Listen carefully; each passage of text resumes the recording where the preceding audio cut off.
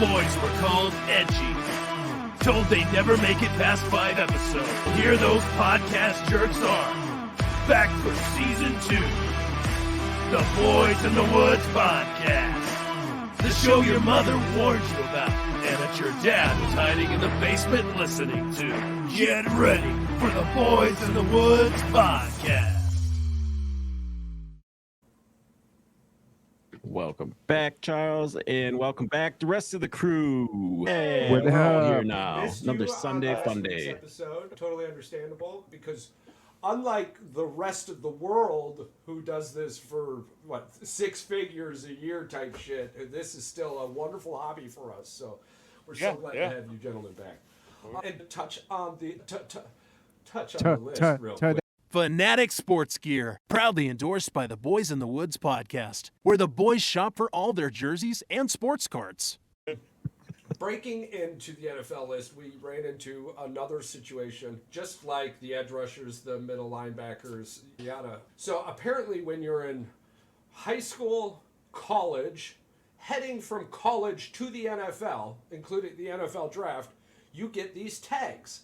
Edge, DT, IML, or ILB, I'm sorry, MLB. You get all this shit, IOL. But once you get into the NFL, it's, you're just on that line. And, you're just in that part. And if you're a part of the defense as a whole, if you, for 5 fucking plays, came off the side, now you're an edge rusher. Or if you, for somehow or another, the defensive tackle and middle linebackers are on the same fucking list. And places like Fox Sports, the NFL, fucking ESPN, they're all just, here's a top 10 list. And they're the same fucking list over and over again they just have defense written on it. In order to give the fans what they deserve, we're going to need a little bit more time. Because we got to pick through this shit like fucking popcorn in a goddamn chicken coop. Good luck. You want to know another one that's really bad? I believe that the NFL kind of got rid of nose tackle, and it's just defensive tackle. I haven't seen one in almost a decade. I don't think that position's been even called out loud. Is this a contract? They don't call him a nose tackle. They call him just defensive tackle, right? Yeah, they're all defensive tackles. Or you'll see in some, more so NFC versus AFC, you'll see IDL, interior defensive lineman. Yeah. Which nobody else calls them that because they're just defensive tackles. But I can tell you for the fans, real quick, that we lost some really good football players this year. We lost some really good football players. I'm talking iconic defensive and offensive line players that were respectively in the top 3 in almost every category, either retired or is hurt and isn't playing. It's Aaron Donald, Jason Kelsey, just to throw out the 2 real quick. Fletcher Cox. It's kind of maddening seeing these lists and the people that are young too. I'm talking young 30s. Aaron Donald only played 10 seasons. Yeah, congratulations. Donald said that he accomplished everything that he wanted to, so that's why he retired. It had nothing to do with I couldn't play. It was just I'm good, bro. Which I'm is good. Smart. And I'm like, and if you got everything already, why put your body through something like that if you don't have to? Exactly. The constant head hits. I'm talking, you can take some time now, enjoy your family, enjoy your mental health, get yourself recentered, find a zen, go to that fucking happy place, stay there for however long you need to, because he's smart. He invested his shit, man. That dude. Speaking of careers, are they talking about that San Francisco 49ers block that on Van Der Esch from the Cowboys? Are they talking about that as ending his career? I thought he was just leaving Dallas. I didn't think he was done. No, he's done. I think retired. His neck is finally. Yeah, the NFL is going to force him to retire. So because this isn't the first physical he's failed. When you fail more than one physical, the NFL steps in, and I think that's the policy. Don't quote me, but remember, we mentioned this with another guy, Michael Thomas. He's failed multiple as well, but I believe he's failed for not for the same constringents on his health. But it's always something to do with his leg. Some of it was like not being up to par. The next person on this list is David Bakhtiari. The last 3 seasons, he has not played more than 13 games. You're not getting consecutive play, 5, 6, 7 games out of him consecutively multiple times. One more season of that. Hey, man, you've done a lot. I love seeing you play, but he's going to be the next domino to fall, right? I think so. Bakhtiari to retire? No, to get to free agency, the biggest name out there. I thought he one of the bigger names. You guys already released him, right? Yeah, he's released. He hasn't been picked up by anybody yet. There was scuttlebutt that he had a meeting with the New York Jets. Is he? He's a guard or a tackle? Left tackle. Left tackle. Yeah. And honestly, he was the one that was constantly getting hurt. Yeah. For 4 years in a row.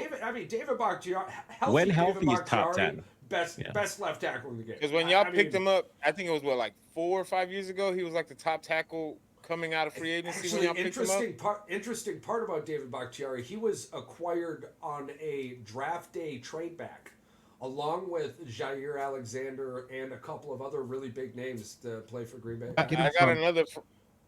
I can't remember. I'll pull up the list later on in the show. Because I got another friend. He's a big-time Packers fan, and I think it was last year, he brought him up, and he was like, if he doesn't get healthy enough to play at least, like, majority of the season, there's a good chance that y'all pretty much part ways because he's just eating up cap space, always being injured.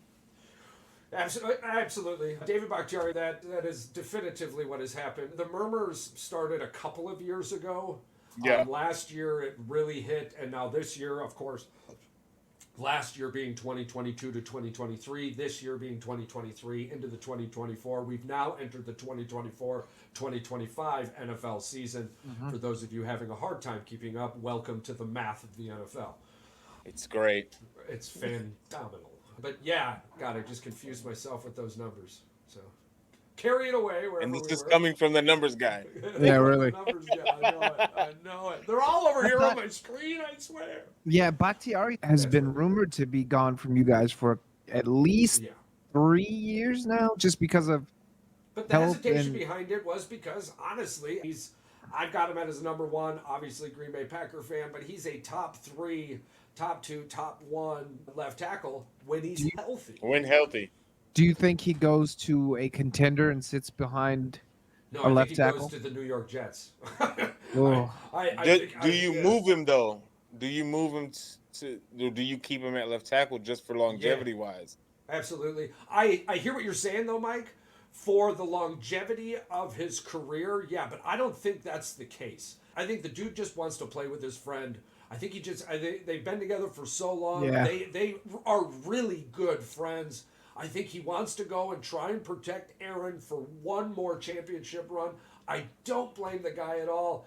Although heading to artificial turf does stamp all of those "I'll never play there" fucking stamps. Not only that, it's the player's choice of the worst football field to play on. Oh yeah. Yeah. But friendship, listen, we all understand that friendships make us do crazy ass things. We all have stories going left and right, and their type of bond is like ours and everyone else's that are really close. I saw it on all your faces the moment I brought it up. So I do agree that he is. I think he's going to go play for the Jets. So I just could see him. I could see him. You said the friendship aspect obviously takes over, but because I was curious, because teams like Philly, San Francisco, Kansas City all need depth at left tackle. Everybody needs a left tackle. Yeah. And if you go to Philly or San Francisco or Kansas City or Baltimore, you're guaranteed at least a playoff run, if not a deep playoff run. So I guess let's be honest too, though. A healthy Aaron Rodgers, we hate his drama and we hate his offseason, but when that dude is on a football field, he's still a dog. I think, and with the tornado that is now, what are they, the AFC East? Mm-hmm. Baltimore ripping themselves apart. Miami was torn apart from the top to the bottom. We're wondering who the hell they are next year. They still got speed, but what are they defensively? And then you've got who the hell else is in that damn division? You got the Jets. The AFC East is Buffalo, Jets, Patriots, and Miami. Patriots, And the Patriots, they've got Gerard Belichick, was it? Or Gerard? Mayo. Yeah. Oh, sorry. They got rid of Mac Jones. That's the best thing that they did. So.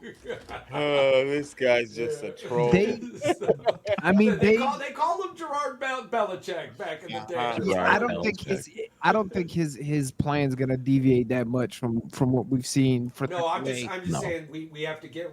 We don't know who the Patriots are going to be. So nope. I think the Jets with Aaron Rodgers next year, I think they're a good take. You can't write the Bills off. I don't know. Ish. We can't. Did not one of you have? I believe it was Paul had him as the number 1 quarterback in the NFL. Who? Me? Aaron Rodgers? Yeah. Hell no. No, I had him as number 5. Buffalo. I had Josh Allen. Yeah. Josh Allen. So yeah. So I was hoping, Charles, when he said that your eyes were gonna roll and you were gonna go, is he trolling me right now? I'm like, if he would have said Aaron Rodgers was gonna take the AFC East, I'm like 2-3 weeks ago, I'd have laughed at you. But seeing as that the Buffalo Bills pretty much blew up their whole defense, I'm like, that whole division is up to shit. I bet if we bring up the Vegas numbers, it has the Jets taking the AFC. Probably the only contender for that is Baltimore, but like you said, for what, the AFC? Yeah. The problem is, Patrick Queen is a giant hole in your second level of your defense. It's a giant for the Ravens hole. There, that's insane. The Jets. I think out of the whole, and this is the thing, the Ravens are in the AFC North, and I think the way that they've constructed the AFC North, even with Cleveland, they're literally, depending on who Deshaun Watson wants to be next year, every team even Pittsburgh, Pittsburgh, that AFC North has a possibility that all 4 of those teams can actually be in the playoffs next year. Oh, I agree. Yeah. I agree. I think that entire division is a 10-win division. It's fucking disgusting how good that division will come against each other. To be honest with you, I mean, that AFC North is ridiculous. And you've got literally one of the best regular season quarterbacks of all time in Lamar Jackson. Prove me wrong. Facts. 2-time MVP says that himself. Every quarterback that's in that division has the potential to lead their team to the title and probably a deep run in the playoffs. Like, it's ridiculous. You don't know what's going to happen. Who's in Baltimore's division? It's them. Cincinnati. Baltimore, Cleveland, Cincinnati, and Pittsburgh. Oh shit! Jesus. That whole division is stacked. Cincinnati's out to prove something this year too. Again, health plays a factor with everything. Absolutely, health plays a factor. Yeah, because if Joe Burrow comes back healthy. Yeah. Okay. But on paper, the AFC way too early AFC North prediction. You can change you want to go around the table? Go around the table. Who's going to win the AFC North? Presuming that everyone is healthy, based off what's happening right now, what we know of right now, and everybody's healthy, and I'm going to throw it in here. We got to get spicy. Deshaun Watson plays like Deshaun Watson. Ooh. I gotta go Cleveland. We have to assume he's going to play like Deshaun Watson. If I'm getting the Houston Texans Deshaun Watson, yes, with the squad that he has now, yes, that is probably the most, outside of maybe Baltimore, I think is the scariest team out of that division. That's what I'm saying. We got to pick. I'm going to pick. If I'm getting Deshaun Watson, that I know Deshaun Watson can be, I'm picking Cleveland to take. Okay, so way too early on the table. Healthy 2020 Deshaun Watson with Cleveland takes the AFC North. I like that. Yes. I love that. Mike? I'm going to go Cincinnati.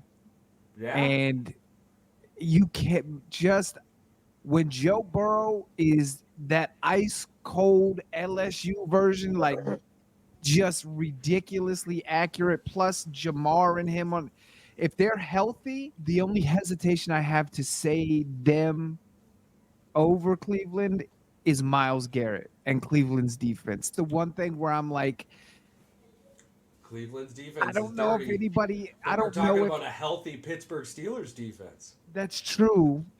And we still have the draft too. We still have the draft too. Yeah, we're in a healthy world here. Just based offensively and having seen them win a national championship together, I'm still going to go Cincinnati. I like Cincinnati. So we've got Cleveland. We've got Cincinnati. Patrick, who do you got? So I'm gonna agree with Paul on this one. I'm gonna say Cleveland. Cleveland did what they did last year without Nick Chubb. And if Nick Chubb comes back healthy. And this is the thing with Cincinnati. They don't have Joe Mixon, so they have a big hole when it comes to the running back. I think this is going to be this whole division is going to be a free-for-all. Either way, all four of these teams outside of Pittsburgh is going to make some noise, obviously, but they're going to have to make some moves in order to compete with the rest of them. But it's going to be between Cleveland, Cincinnati, and Baltimore is going to probably run the ball more now that they have Derrick Henry. So I don't know. It's anybody's game. This is the scary thing. We all Cleveland. could be wrong, but I still think Cleveland. It's way too early. It's way too early. Let's just be honest. We got. They did that with Flacco, man. We've got Cincinnati for Mike. We've got. Snapchat. Cleveland for Pat. I'm taking the Pittsburgh fucking Steelers.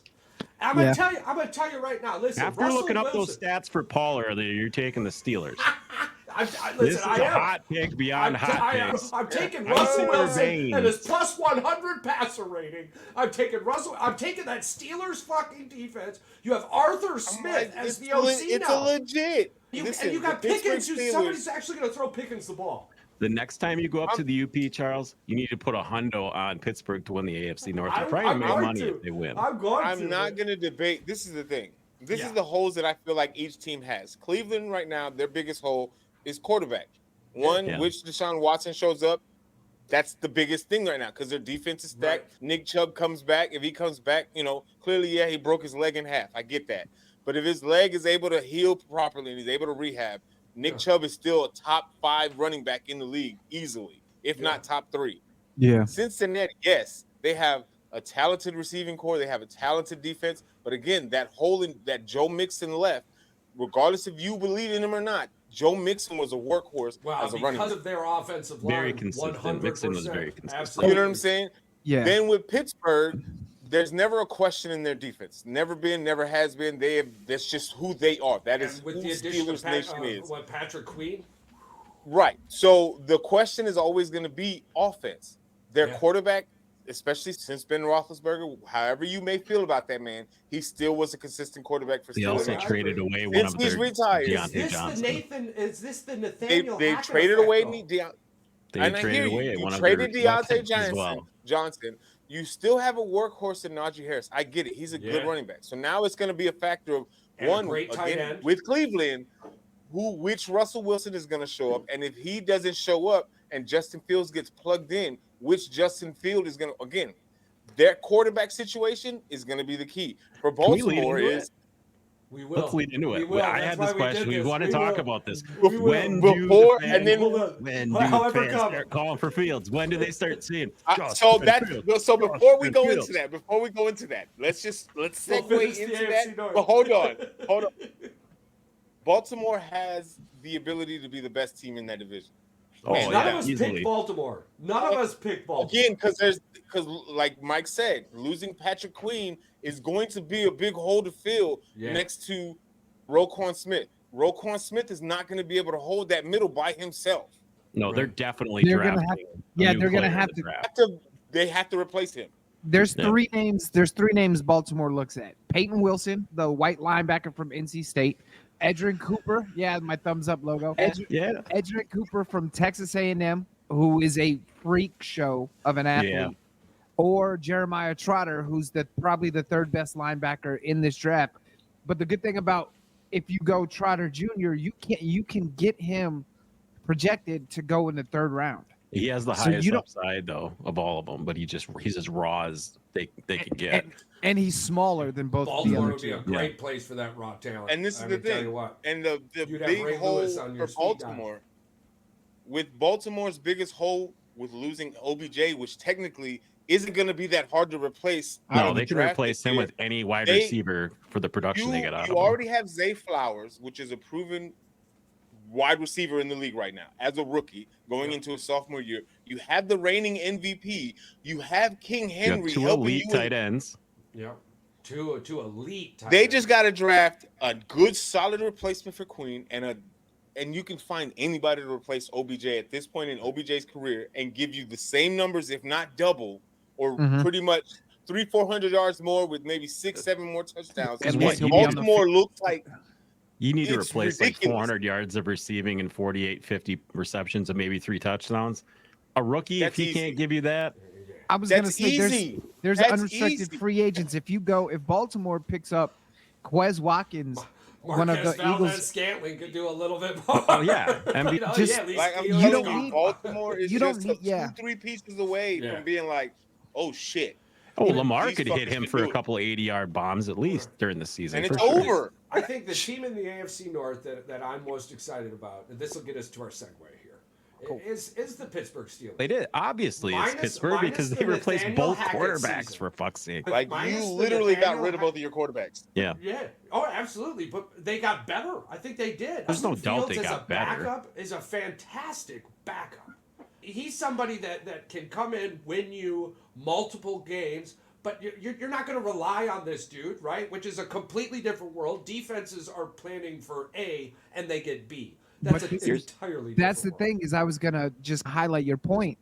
Why Justin Fields is such a fantastic backup is because if you do not game plan for him every single week and Russ gets hurt, he's going to burn your ass for Well, 3, absolutely. 4, 500 yards. So he makes you have to game plan for Russ and game plan for him. It's You know what the- game this year we saw this in? That exact point was the Detroit Lions when they played the Baltimore Ravens when they got their asses handed to them. That was a good Detroit team. Went in, Baltimore kicked the shit out of them because guess what? They weren't ready for Lamar. They weren't ready for him to take off. That's They what weren't Justin ready Fields for gives regular you. season Lamar. Hell yeah. Yep. So here's my take on the whole Justin Fields getting drafted to Pittsburgh. Trade So I it. can get it the fuck off my chest. He got drafted. Come on, they traded him for draft picks, so he got drafted. Yeah, a Got third drafted base to the draft Steelers. pick. Number one, we didn't deserve Justin Fields. For the simple fact that he got drafted into a shitty situation. They rebuilt the team just to shift this motherfucker off. Mhm. And I honestly, if I was Pittsburgh, and it's gonna kill me to say this, I would be petty as fuck and sit this fucker all year long so we get a 6th round pick because we don't deserve that 4th round pick.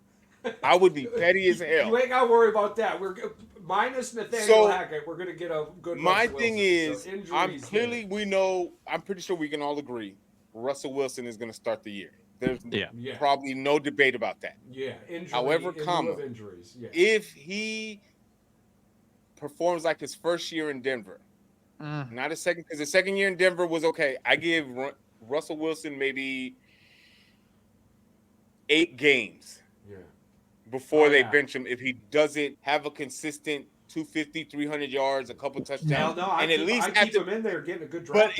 But if they have a winning record by Tomlin week is 8, very stubborn though. He'll probably leave him in there I the was gonna entire say- season. I was going to if say he has You a talking winning about- record by week 8, I think that he stays until he proves that he just can't. Might just carry say the the team. record wise. All right, you're saying like if they're 3-5 after week 8, he's out. I I think don't so. even. Yeah. But I don't think it's going to take till week 8 though, because look, Before they Mike want to see Tomlin- what Fields yeah, says. Yeah. Because Mike Tomlin has been proven to be willing, obviously, to move on from quarterbacks. They didn't pay shit for Russell, so if he doesn't re-sign next year, You're not it's losing not a out on cap anything. hit for him. It's not a cap hit for anything. And if Fields comes in and excels, it's even better for Pittsburgh because look, we got a younger quarterback for cheaper. Granted, we're going to have to pay him depending on what he does this year, but he's much healthier than Russ is. He doesn't have nearly the amount of mileage or bullshit on him, and he's still young enough in the NFL that he can readapt to a new system faster than Russell could because Yeah. Russell's an old-ass quarterback. Listen, at this I'm Taylor hooked on the Nathaniel Hackett Kool-Aid. I promise. I'm telling you. Russell Me Wilson- personally, Yeah. We're hooked up. I just want Justin Win the Fields to division. succeed. I want him to prove us wrong at the end. I don't care Right. who's his OC, any of that. I just want him as a player wherever he is, whether he stays Right. in Pittsburgh or ships off No. to somewhere else. I just want everybody in Chicago to eat shit for just Well, and that brings up pissing a good this point. guy away for 3 years. So that brings up a good point. Is Justin Fields going to be comfortable being the backup quarterback for the Pittsburgh Steelers? He's Yeah. not gonna have a choice. He does because it's 1 year. We're talking 1 year. No, This Pittsburgh Steelers experiment is 1 year. He seems to have a pretty good head on his shoulders. I think he would be fine. Right. Yeah, I think he's gonna be fine with it. Does Justin Fields be fine with it? Because in my mind, in this scenario, right, we're getting the 103 or higher passer rating Russell Wilson. Let's be honest. If he saw the way that Wilson played last year, he knows that he's not worried about not getting played. No, he's not worried about that. So my question about this remains: does Justin Fields stay with Pittsburgh, or do we see a team that didn't pursue anything this year and didn't get what they wanted in the draft go after him for a starting quarterback? Yeah, because I don't think they'll re-sign Wilson if he doesn't have a good season anyway. So I think he's out. Even with Justin Fields, regardless of what happens this year, moving on to next year, if they don't pick up his option, he's not going to get this big contract anyway. So any team that shoots for him after this year is going to be able to get him for cheap regardless. It's not going to be no. I like that situation for him. When does the veteran minimum kick in for a quarterback? Is it 5 years? Is it 5 years? I think it's after your first after your first rookie deal. Yeah, I think it's after your first contract. Even if he doesn't re-sign with Pittsburgh after this year, I think somebody might sign him for $10 million, maybe 15. Whichever quarterback. But does it stay in the backup or starting? No, I think somebody's going to sign him to be a starter, but I think they're waiting to see what happens. Maybe Tennessee and the Will Levis experiment doesn't work out? Right now, he's probably better than at least 3 starting quarterbacks in the NFL. Let's be honest. Yeah, he's better than Zach Wilson. He's better than not a starter. I'm saying he was a starter this year. In 2023, just in 2023, the start. Technically, this year he was better than who's the guy Levis? for the Seattle Seahawks? He was pretty bad this year. Gino was pretty bad this year. Yeah. They put too much money in that motherfucker. He better. They put too much pressure on that motherfucker. He is not. Gino is not him. Not like that. Like, I think it's a weird situation because I think whichever quarterback does better, either Fields or Russ, is going to stay, and Pittsburgh's gonna offload whoever, right? Because like I said, Fields, if he comes in and balls out and earns a contract, you got one of the most athletic quarterbacks on the market. The kid is young, kid can scramble, kid has a absolute cannon. He's not the most accurate at times, but he's got an absolute cannon. So if he comes in and balls out and he becomes your starter and then you draft a backup, so be it, because Russell doesn't cost you anything. Mike, you know how I know he's him? How? Ask them too, because they had to see him play for how many years? At Ohio We saw him State. all 4 years he was there. Yeah. You had to witness that shit. But to be fair, it's a Chicago thing for us. We don't care. And sorry, Paul, but when he was drafted to Chicago, I know I was pissed. I was like, God damn it. They're gonna get their guy. The potential was there. Yeah, absolutely. This is the other thing. The other thing you were asking about. Will he stay a backup or go starter? Don't forget who the Minnesota Vikings signed to be their starting quarterback. Yeah. Oh, that's Sam Darnold. That's what I'm saying. I think Minnesota's an option. Or the 2026 season, 2025 into Minnesota, Seattle, Tennessee. There's a bunch of teams. Carolina. There's a bunch of teams, but if I'm in the front office, I know this. This just brings us into all them haters. It's time for a little break. All right. Protect yourself and your PC with NordVPN. Proudly protecting the Boys in the Woods podcast from haters since 2023. Since 2023. And talking about protection, we're going to move right into a little draft talk. They're on the clock. And now that we're all on the same page, I've been on this page for a minute. I believe Patrick has also. But now that we're all on the same page. I got my other monitor up here, and I'm just literally scrolling through. I was looking for the David Bakhtiari thing earlier. And you know what? It's the Wikipedia page, Charles, is very interesting. If you should look it up. Look up the definition of all of the positions. I will. It's exactly how Mike said.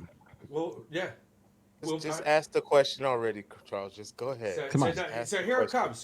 The Chicago Bears are on the clock, and rightfully so. Decision well made. Made way too late. Whatever. The decision has been made. So here we go. You're on the clock. We're obviously taking a quarterback.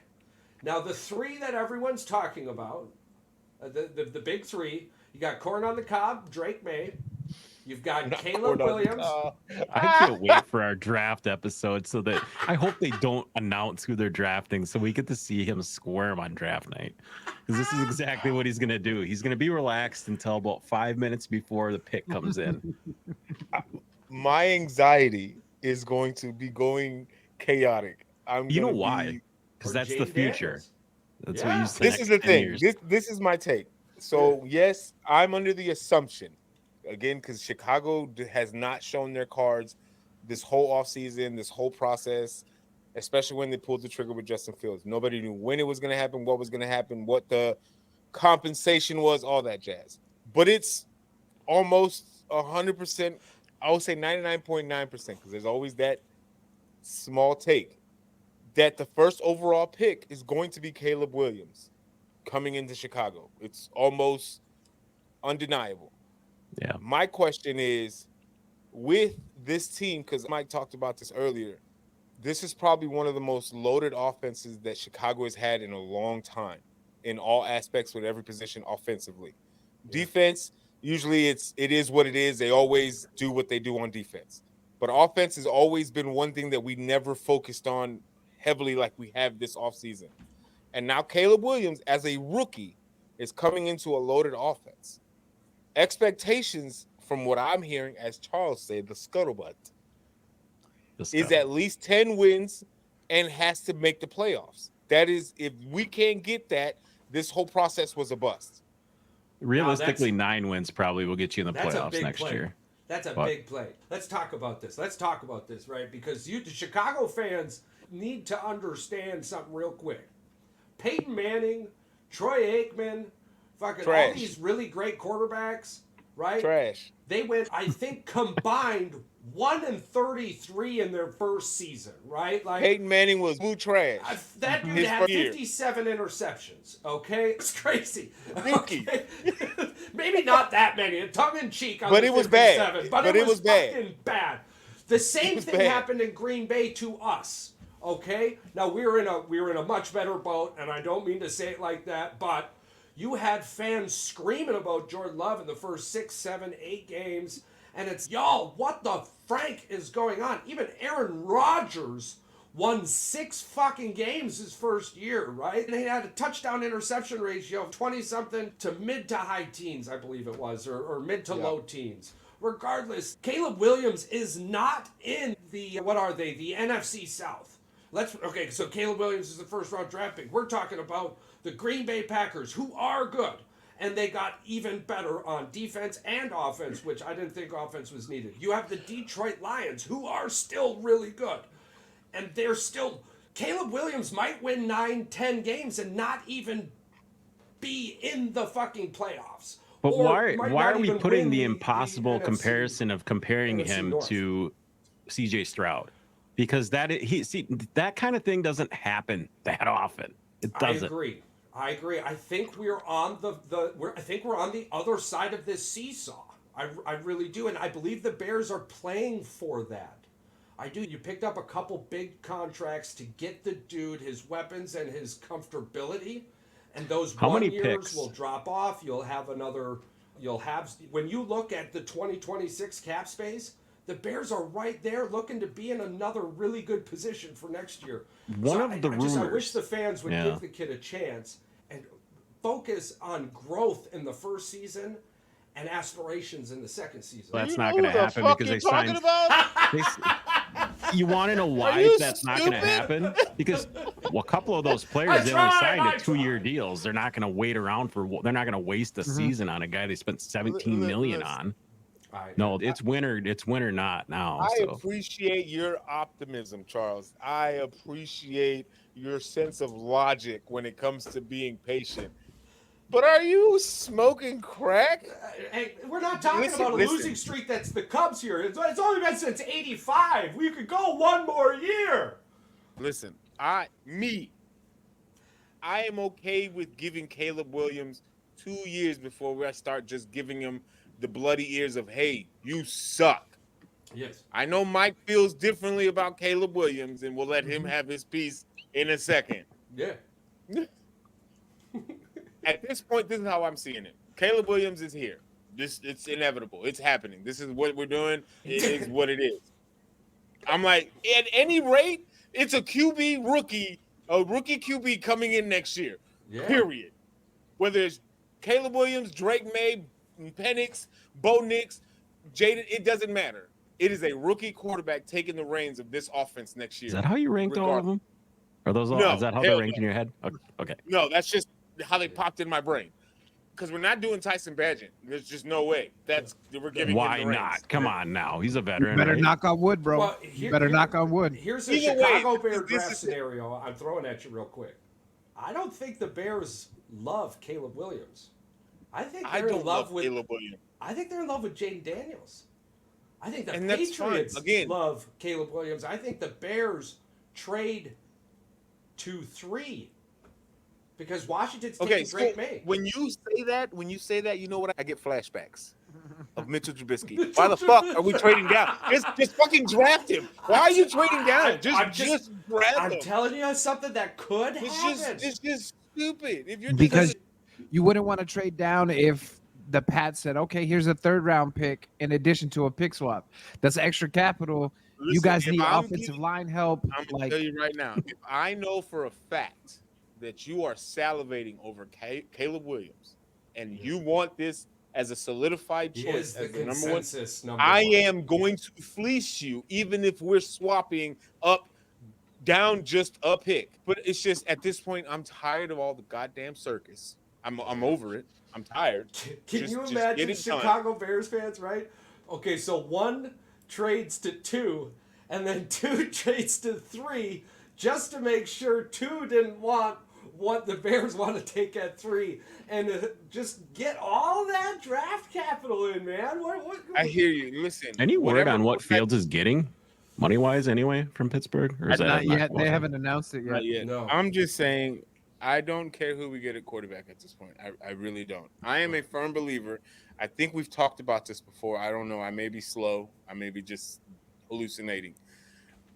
If we're drafting a rookie quarterback, again, that's one of the most incredible positions, the most important position when it comes to a football team. You have to let them get used to the change. You're getting a new play caller. You're getting a new scenario. Yeah. It's different. You can't expect, again, you said it earlier, not one quarterback came in their rookie year and just destroyed the league in their rookie year, unless I'm wrong. So I have Kyler Murray and CJ Stroud are the most recent. Breaking news? All right, breaking news. We have a new logo. Oh, boy. Hey, that actually looked pretty fire. Hey, who put a thumbs down? Who put a thumbs down? It's because they see my thumbs on the back of the phone. I think it keeps going like this. Yeah. Nice. I like it. Yeah, I think whoever we draft, we have to give them time. Yes. Especially because, listen, if for whatever some shitty reason we do sorry next year, there's a very good chance that Eberflus is gone. So now you're drafting a rookie quarterback to get another new head coach. And again, we're in the same fucking cycle that we've been in for the last 20 years. Here's the thing. I want your opinion on this. You're a Bears fan. If they do they're going to take a quarterback, number one. It doesn't matter which one it is. But I think Mike and I both agreed on this, is that they should try to trade up and take the offensive tackle from Notre Dame because the dude's a freaking dog. And he's a no-brain starter pretty much right away. Right. I think Joe, what was his name, Ott or something? That's what it was. That's going to be tough because so you've got quarterbacks going 1, 2, 3, and then you've got Marvin Harrison Jr. going 4, and so you're going to have to go to 5 because 5 is taken. You think he's going to go to 5? Yeah. When there's 8 teams in the top 10 that need quarterbacks, and he's going to go to 5. No, I don't think. I think Joe Alt's going to either fall to the Giants. He's going to go in the top 10. I think he's going to fall to the Giants at 6, or he's going to hit 10. If you're talking about a guy who's game ready right now, who's on that board that needs him, where you got to go? That's what I'm saying. You got to get to 5. Yeah, you could still. You could trade 9 to 5 pretty easily and give him a 3rd round or even a 4th round pick to enhance that because as long as you promise you're not going to take a quarterback or something on him.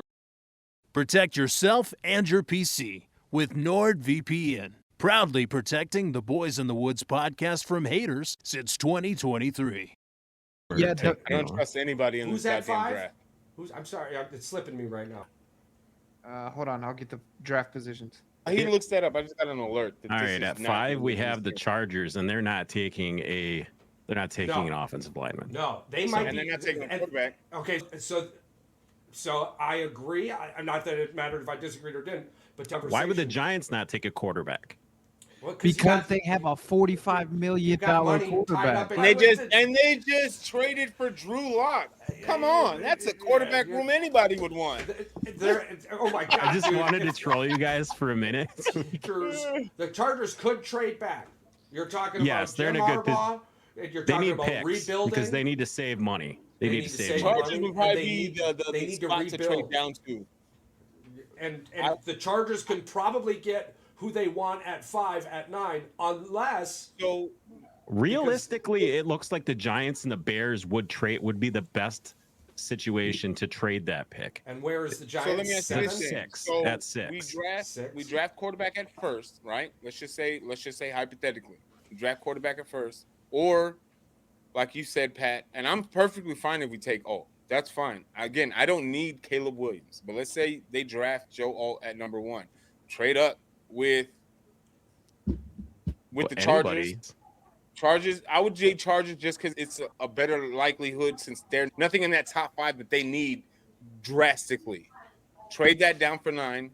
Give us 5. You take 9. Well, and whatever player in the draft that would make the Chargers a playoff team anyway. Joe Alt at number 5. I would be okay, or take a quarterback, whatever's left. Pick one of the quarterbacks that's left, and just roll with it. Somebody keeps sending me rumors that we need to draft Joe Alt at 1 and JJ McCartney at 9. And if we take JJ McCartney at 9, I'm going to flip shit. No, Charles already said this. He's going to Minnesota, and he is linked to Minnesota, big time. So Please I don't know where are they at. Nothing against the kid. He's a great. Do you think this 23? Do you think this kid's draft stock rose simply because of the fucking check mark by Harbaugh? Yeah, nobody showed up. Yeah. So he was pretty clutch the entire season, though. Yeah. Getting that. I thought personally he needed a little time to grow. I think he's going to get that Minnesota. And, how tall is he? He's 6'3". He's an NFL quarterback, dude. He is. He was like the 3rd or 4th fastest quarterback. And you guys take him. No. Sit him behind Love for 6 years and let Love develop into a Hall of Famer, and then he's 6'3". Do it all over again. He's a poor man's Trevor Lawrence. That's what I would compare him to. There's a lot of potential legs. there. There's a lot of potential there. I do see it. I just the hidden dark horse here, right? If I'm trading out of my number 1 position, I want a 2nd round pick. Mm-hmm. The Bears don't have a 2nd round pick. Something has to get attached to it.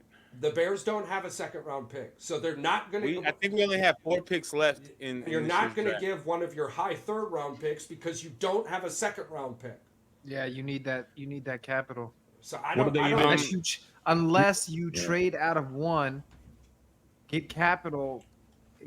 That's where you could, because if the Giants are really that desperate, or the Pats are that desperate, which I think the Pats might be with Gerard Mayo, because they don't have a quarterback, literally at all. Why does it have to be this year's pick anyway? I have Minnesota. It doesn't have to be this year's pick. It could be a 2027 3rd rounder for all they fucking care. It doesn't have to be a 1st round pick this year. Yeah, I have Minnesota. I think if we're trading down or trading up with the 9th pick, I think the only 2 people we could trade the 1st round pick with, the 1st overall pick, it's only going to be Washington or New England. I feel like those are the only 2. Right. I feel like that we can get enough because those are the only 2 teams right now that actually are desperate for that top tier quarterback outside of us. Now Belichick's gone. If you traded it to New England, they'd fuck it up anyway. So I think it depends on the quarterback big board. The Patriots might not like who they have at 3 or below. So Minnesota acquired another first round draft pick. Yes, they're at 11. I think they're 11 and 23. Yes. I can see the Patriots trading with Minnesota, going back to 11 and acquiring that 23 while looking at next year's quarterback draft. That's the thing. If you're looking at draft capital, who's going to trade out of 2, 3, 4, 5, and 6, you're not going to get to them with just a second-round draft pick when you've got Minnesota with a first-round draft pick going, yo, whatever you think you can do, it's not going to be better than switching a first-round and acquiring that second first-round draft pick. Yeah. So this draft is going to be a shit show. Yeah. So I think with everything inside of me that you'll either see number 3 or number 4 go to 11 and acquire that 23, and Minnesota's going to jump up and they're going to take one of those big 3, which we have McCarthy linked to Minnesota, but I like McCarthy with the Raiders, especially since the Raiders did nothing with Justin Fields. There was some other teams that asked about Justin, but Justin only wanted to go to the Steelers, and the agent and the organization did right by Justin Fields. So if you want to believe any of that's fine. I'm thinking the Raiders with McCarthy, Minnesota to 3 or 4. I don't think he's going to get drafted. If McCarthy goes to anybody, he's not going in the top 10. He's not going in the top 10, and I would be fucking crazed out my ass if he goes 11 through 14. I just meant any of those teams that are going to draft, move up into 10 aren't going to take him. So that's all I meant. Sorry. Is he this year's Will Levis? No. I think if JJ gets in a good spot, he's an NFL quarterback. No, he's a game manager. I just mean hype wise. Whereas everybody hyping him into his first round. Is he that guy this year? Yeah. Well, wasn't the only quarterback that showed up. So yeah, he's gonna sit JJ. I feel bad for these kids when they sit and they don't get drafted the first night. It's all fucking embarrassing shit. What I think about it is when that happens, the only 2 names that come to mind when that happens is Aaron Rodgers and what's his name? Johnny Manziel, sitting there all the way to like the mid-20s and just sitting, just like, what is happening? He's going back to him and his family. He's thinking sitting about there like on his phone, like texting the whole time, like, I can't believe they didn't fucking take me yet. Johnny Manziel thought he had enough coke to go from 1 to 10. He didn't realize he was going to be there from 10 to 25. I think Johnny Manziel was on the phone with his agent the entire time, telling him why the fuck. What is wrong? What did I hire you for? Where's my hookup? Where's my hookup? Hashtag save red. This draft, just with the positions itself and the players that are available, because again, this shit can go either way. I agree. Again, because usually every draft we're almost pretty certain who's going to go number 1. And at the beginning of the college year, we all were in agreement that it's probably going to be Caleb Williams, just because how he played at USC, winning the Heisman, all that jazz. Yeah. But then coming into this college year, it did not pan out the way that we thought it was going to be for USC and Caleb Williams and all that. And then his attitude during this whole process from before the combine, during the combine, how he's handling meetings and stuff like that and requests and all that. It's just like, is he that good? For that, yeah. Well, you know what I'm saying? And his other quarterbacks are still good, but are they as good as Caleb Williams, or is Caleb Williams not as good as we think he is? Is somebody else the number 1 consensus pick? There's just been the most confusing. Have we ever met a player that was a consensus number 1 draft pick back-to-back years? Because if he would have went last year, he would have gone number 1. Oh, that was Trevor Lawrence. And this year, I think so. Trevor Lawrence. But we're talking consensus number 1. So it was undoubtable. Absolutely. And this year, there was no doubt. The number 1, the consensus number 1 outside of your Dan Orlovsky's is Caleb Williams. Idiot. So it's hard to not put money on a pie that's showing me 60+% as a win, because you're talking with these consensus overall picks. I believe the number on it was they pan out. Oh, I wish I had the exact number. It's 30. It's 33% of the time. When they are a consensus, when like we have now, they're panning out over 60-some% of the time. I'll pull the stat up. They're the only position. Consensus is still speculatory. It's just those people. It's all about clicks. It's all about headlines. It's the consensus doesn't. You're talking about sports writers and stuff. You're not talking about NFL teams. Like, I'm pretty sure every coach has a different choice on who would be number 1. Yeah, I don't think you're never. I can't remember the last time a player would have been somebody I thought every NFL coach wants to take him at number one, because I don't think that was the I don't case think for every Trevor NFL Lawrence. team would want to take Caleb Williams at number one No, for sure. absolutely not. Like you have people who don't need that, and I am on the Dan Orlovsky train, where I don't think Caleb is nearly as good as people think he is, and I think. Are you the other quarterback after the other consensus number one pick after Trevor Lawrence? Joe Burrow. Was it Joe That Burrow? makes sense. Yeah, that would make sense. But he's actually panning out the way that he's supposed to. So let's throw the Nathaniel Hackett effect out. Let's get the Trevor Lawrence eyeballs out this. Let's start looking at it from a Joe Burrow perspective. We're talking about the next Joe Burrow. Fuck no. Caleb Williams? Yes. If he's is he the next? No. I'm saying projections and draft. No. I think here's the thing, right? These projections are cool because they're factually based, right? They take a look at the history of this person's stats and what history they have and how they perform. But the problem is, I still believe that college, no matter what conference you're in, SEC, ACC, I don't care. College is not the NFL. And we've seen that with, what's his name? Trevor Lawrence has not lived up to expectations nearly as much as people wanted him to. To bring more color into this conversation than just Trevor Lawrence, right? So the last 10 number one draft picks: Bryce Young, Travion Walker, Trevor Lawrence, Joe Burrow, Kyler Murray, Baker Mayfield, Myles Garrett, Jared Goff, Jameis Winston, Jadeveon Clowney. I think that's a 7-3 split. 7 hit, 3 miss. I think it should go the other way, but it should be 6-4, maybe.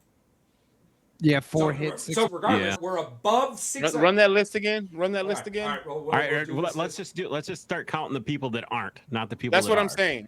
Charles, it's opinionated, so don't get mad. Absolutely. Well, everybody put their hands up. All right, we're just gonna count. That are not. Yeah. I can't see it. I'm on a different page, so don't do me like that. I want to play the game. We'll leave it up once you're done. We'll leave it up once you're done.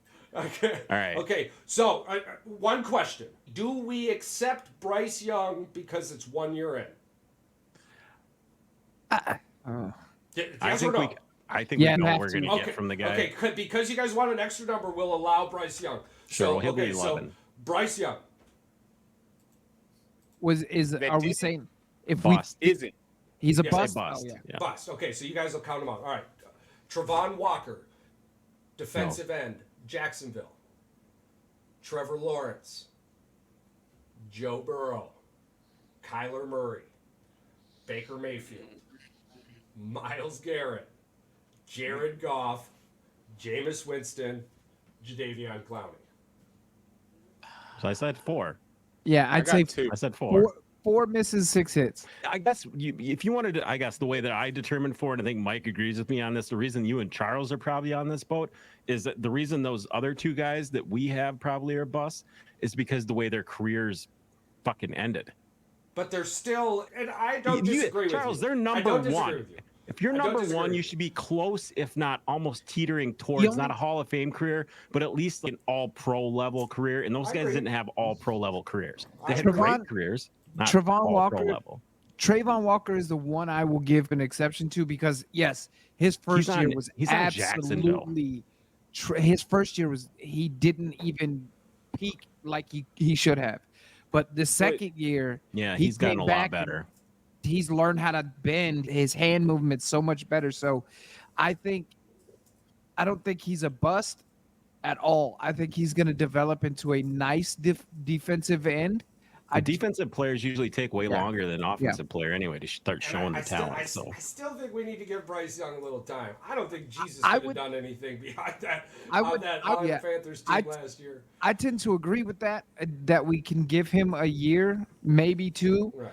Because Carolina's completely rebuilding, obviously. They just let their... The number 1 pick this year... Very well could have been an offensive tackle. Big dummies. I wouldn't say it's the player, though. It's like you said, Charles, they're going to ruin them just like the Bears have ruined some really good quarterbacks over the years. Sorry, Paul, but you know it. Facts, though. Yeah. And that's the thing is, that's We're why not he's saying like it with malicious intent. he's going to stay there. His career is going to be a bust because he's there, not because he's a bad player. That's just okay. That's my opinion. I think this is one thing we can't agree on, especially because Bryce Young is just the latest of this never-ending cycle of getting drafted number 1 and getting drafted to a shitty team. Now, the Bears, I think this is probably the first time that I've seen it in my lifetime. Y'all can correct me if I'm wrong. As far as when it comes to football, where a number 1 draft pick is going to be going to arguably winning as one of the worst teams last year and coming out probably one of a good team, not great, but a good team that a quarterback from as a rookie standpoint coming into a team that is, oh snap. Oh yeah. I think the Bears have laid a blueprint for what teams will do in the future.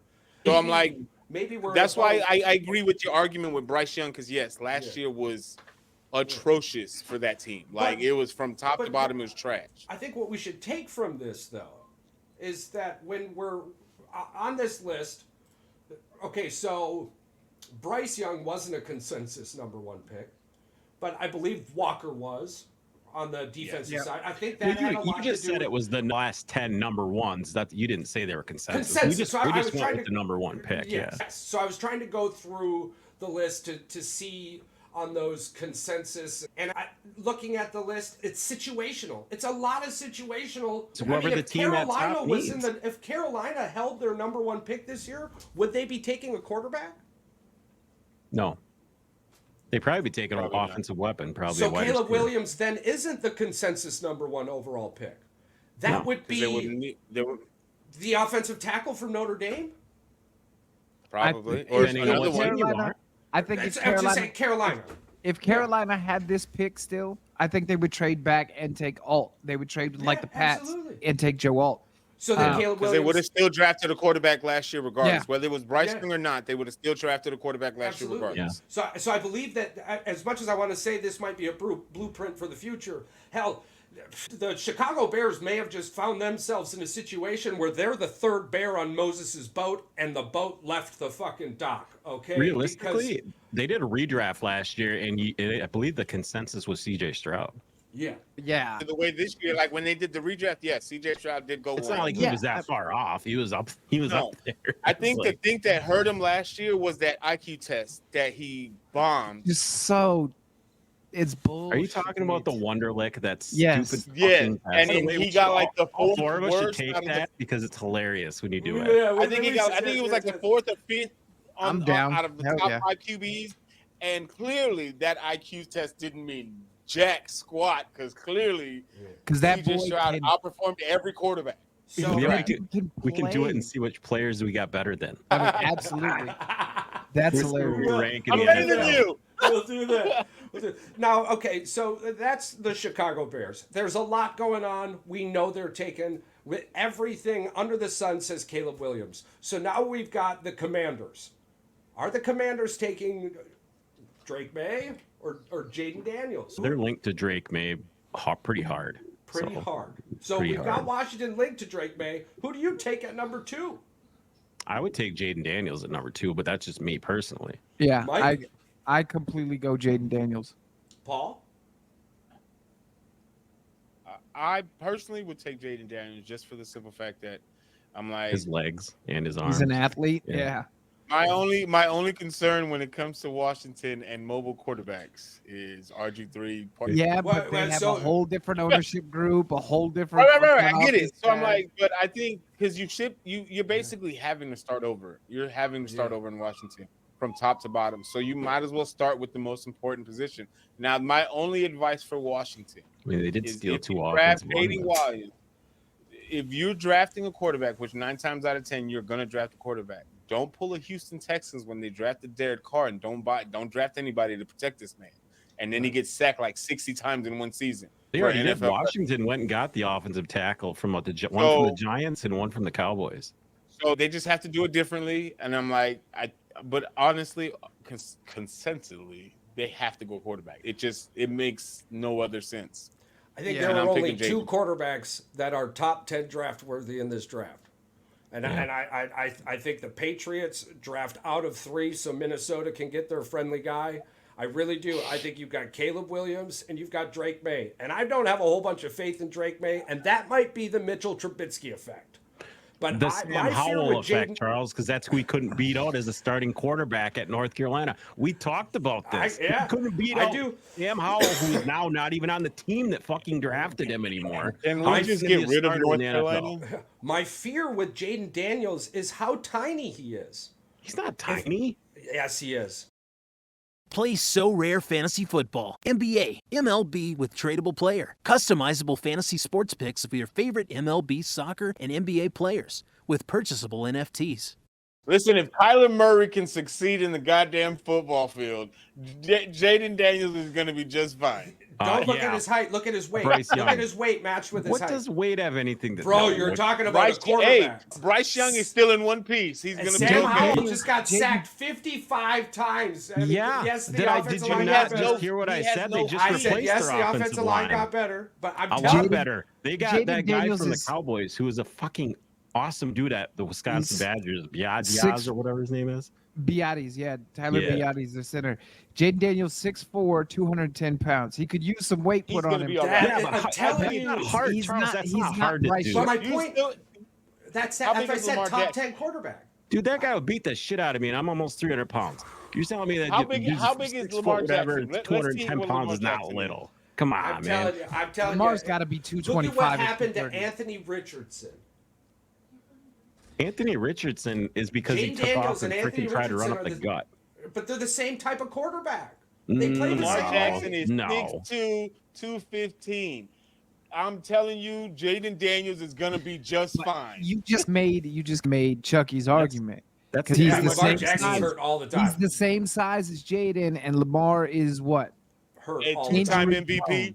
It doesn't matter. Regular season drama queen. What's the best ability to have as a quarterback? Availability. I'm telling you, if you're in the NFL, what are you trying to do? Win regular season games or win the Super Bowl? Yeah, but this would be an actual problem if you said that this guy had problems getting hurt. He's never had injury issues. But we're talking about my fear in the NFL is that if he doesn't have time to grow, he'll be broke before he blossoms. What do you... Mike, can you run me that stat on Jaden Daniels one more time? Height and weight, please. Height and weight. 6'4", 210. All right, you ready? Are y'all ready? You ready? Yeah. Charles, this is for you. Yeah. Jordan Love, 6'2", 219. Patrick Mahomes, 6'2", 225. Jaden Daniels is going to be just fine. Yeah, he'll be fine. I think size-wise, this is Say something about winning, because Patrick Mahomes got 3 of them. If Jaden Daniels ends up with that offensive line and a tight end like Travis Kelce, he should do fine. If Jaden Daniels, we talk about height and weight. That's what we're talking about. If he puts on 10 or 15 pounds, I think he's going to be a monster. Because if he can't put on 10, 15 pounds, he don't deserve to be in the NFL. Because honestly, come on, let's just be realistic. With the weight rooms they have in these organizations, so you're going to use your top 5 draft pick on a guy that has to put on more weight. Yeah, because if that's the not hard to put on muscle. He can do that in one summer. I'm thinking that extra first round draft pick sounds like hard in 3 days. Look, if that's the only Charles issue, is trying to troll us so hard. I see it in his face. If that's the guy's only issue, is that he has to put on 10 pounds, but he had 46 touchdowns last year. Yeah, I'm good, and he played in a high pressure school. The cool thing about the NFL, one of the things I love, right, is that we're always talking about who's the next this. There's no way Jaden Daniels is the next Lamar Jackson. Jaden Daniels will be, or potentially he could be amazing, but players like Lamar Jackson are, who was before Lamar Jackson? Michael Vick. But again, in the caliber of everything, did Michael Vick win 2 MVPs? Did he win a MVP? No, he did not. No. Okay, they both on Madden covers. But with Michael Vick, great point. With Michael Vick, we were talking Warren Moon, did? right? Yeah. Okay, so it's like with Michael Vick, you were talking about Donovan McNabb, Randall Cunningham. Right. Shit, who's the guy in the for the Vikings? Culpepper. Dante Culpepper. Culpepper. Guys like that. So our most recent thing is going to be like, oh my God, he could be like Lamar Jackson. We ain't getting another Lamar Jackson. I'll die. Well, I'm not saying that he's going to be Lamar Jackson. I'm just saying, as far as height and weight wise, I think Jaden Daniels will be just fine. Because again, most issues when it comes to quarterbacks is the height. Lamar Jackson had a lot of scrutiny coming out of college. Well, didn't one of those idiots told him that he should switch to somebody tried to make him a wide receiver. I think it was Colin Hurd said him as a receiver so he can make it in the league. I'm like, because he did struggle at Louisville versus teams that played like a 3-4 and had a nickel package or played zone against them or something. But he's had those issues in the NFL too. That's why it doesn't matter. He's still overcome them. So. Yeah, this is the thing, right? He's fantastic in the regular season. I think the problem with Lamar is going to be his inability, and all of us can agree with it. If you cannot get it done in the postseason, if every postseason is a disappointment, every single one, you start to become postseason Kirk Cousins. You heard me say I've thrown the Buffalo Bills out. I don't ever want to hear about the Buffalo Bills. This is my thing. So here's the question then. Let's say the Ravens draft good this year. Let's just say hypothetically they fill the holes that they need to fill in the draft this year. Adding Derrick Henry to that backfield, how much greater does that make them as far as a contender? I'm way more coming afraid out of them of the in the AFC? playoffs. Yeah, I'm way more afraid of them because you can literally hand the ball off to the. You could say the reason they lost is that they didn't hand the ball off. They tried to throw the ball too much. But now you actually have a running back. The only human being on planet Earth that ran for 2,000 yards in a high school season, ran for 2,000 yards in a college season, and ran for 2,000 yards in an NFL season. Here's the thing. What are your expectations stat-wise for Derrick Henry for this first year as a Ravens to be like, okay, they're doing something? 1,200 yards, like 12 plus ideally, touchdowns. What do you need? 1,200 yards, 12 plus touchdowns. Yeah, 12 plus touchdowns. I would like to see him around 20, which means that now I'm way afraid that of red zone defense. That red zone offense is. Yeah, now I'm way afraid. He probably won't get 1,200 yards because they share the ball too much. But you've got way too many weapons on that. He's probably going to be up around 12 to 14. So I would say 900 to 1,300 yards, somewhere in that range is a good season plus 12. He's going to get more than, I think the fear of Lamar Jackson is going to open up way more holes for Derrick Henry. And this thing, he can catch too. So overall, he could have a CMC type year where he has 1,900 yards overall. Probably under 1,500, like Charles said. He'll probably have 1,200 and 300 and some yards probably receiving. Yeah. So I have 1,500 yards and maybe 15 touchdowns is what that's what you're hoping for. Like Charles said, that's what you're hoping for. That's what you're. If he has that kind of year, 13 wins probably. Yeah, you plus or minus 150 left or right of the 1,200 yards. Yeah, absolutely. And let's say Lamar eclipses 4,000 yards. Let's just say for just passing that purpose. Let's say he if he runs for 4,000 yards in the season, we need to shut down the whole league. He Forrest Gump the whole league. Let's just say offensive weapons. Let's just say this, and we're gonna run from the top to bottom. One pass. Let's say Lamar throws for over 4,000. Let's say he throws for 28, runs for 600, and gets like 12 on the ground. Let's just say, right? And then Zay Flowers and his other receiver, we're not going to call the tight end just yet. Let's say the receivers both grab 1,000 with, let's say, 6 apiece, right? And then the tight end gets about 800-900 yards with 4 tutties. Derrick Henry gets like overall 1,500 yards, like Patrick says, and we'll say 15 touchdowns overall, passing and rushing. How scary is that offense, hypothetically? In the regular season, that's 13, 14 wins is from just statistically. In the regular season, absolutely. But we know the defense. The Buffalo versus Baltimore in the playoffs. I'm picking Buffalo. If Buffalo made it to the fucking playoffs, I don't want to hear about them all season, but let's just say they fucking make it there. Let's see who they replace Patrick Queen with. He was a younger guy. They could get another Patrick Queen, but it's not going to be this year. It might be 2 years from now. Josh Allen in the playoffs is a good fucking quarterback. When he plays Patty. Yeah, Patrick Queen was he was a first rounder, but he was a late first round pick from LSU. Yep.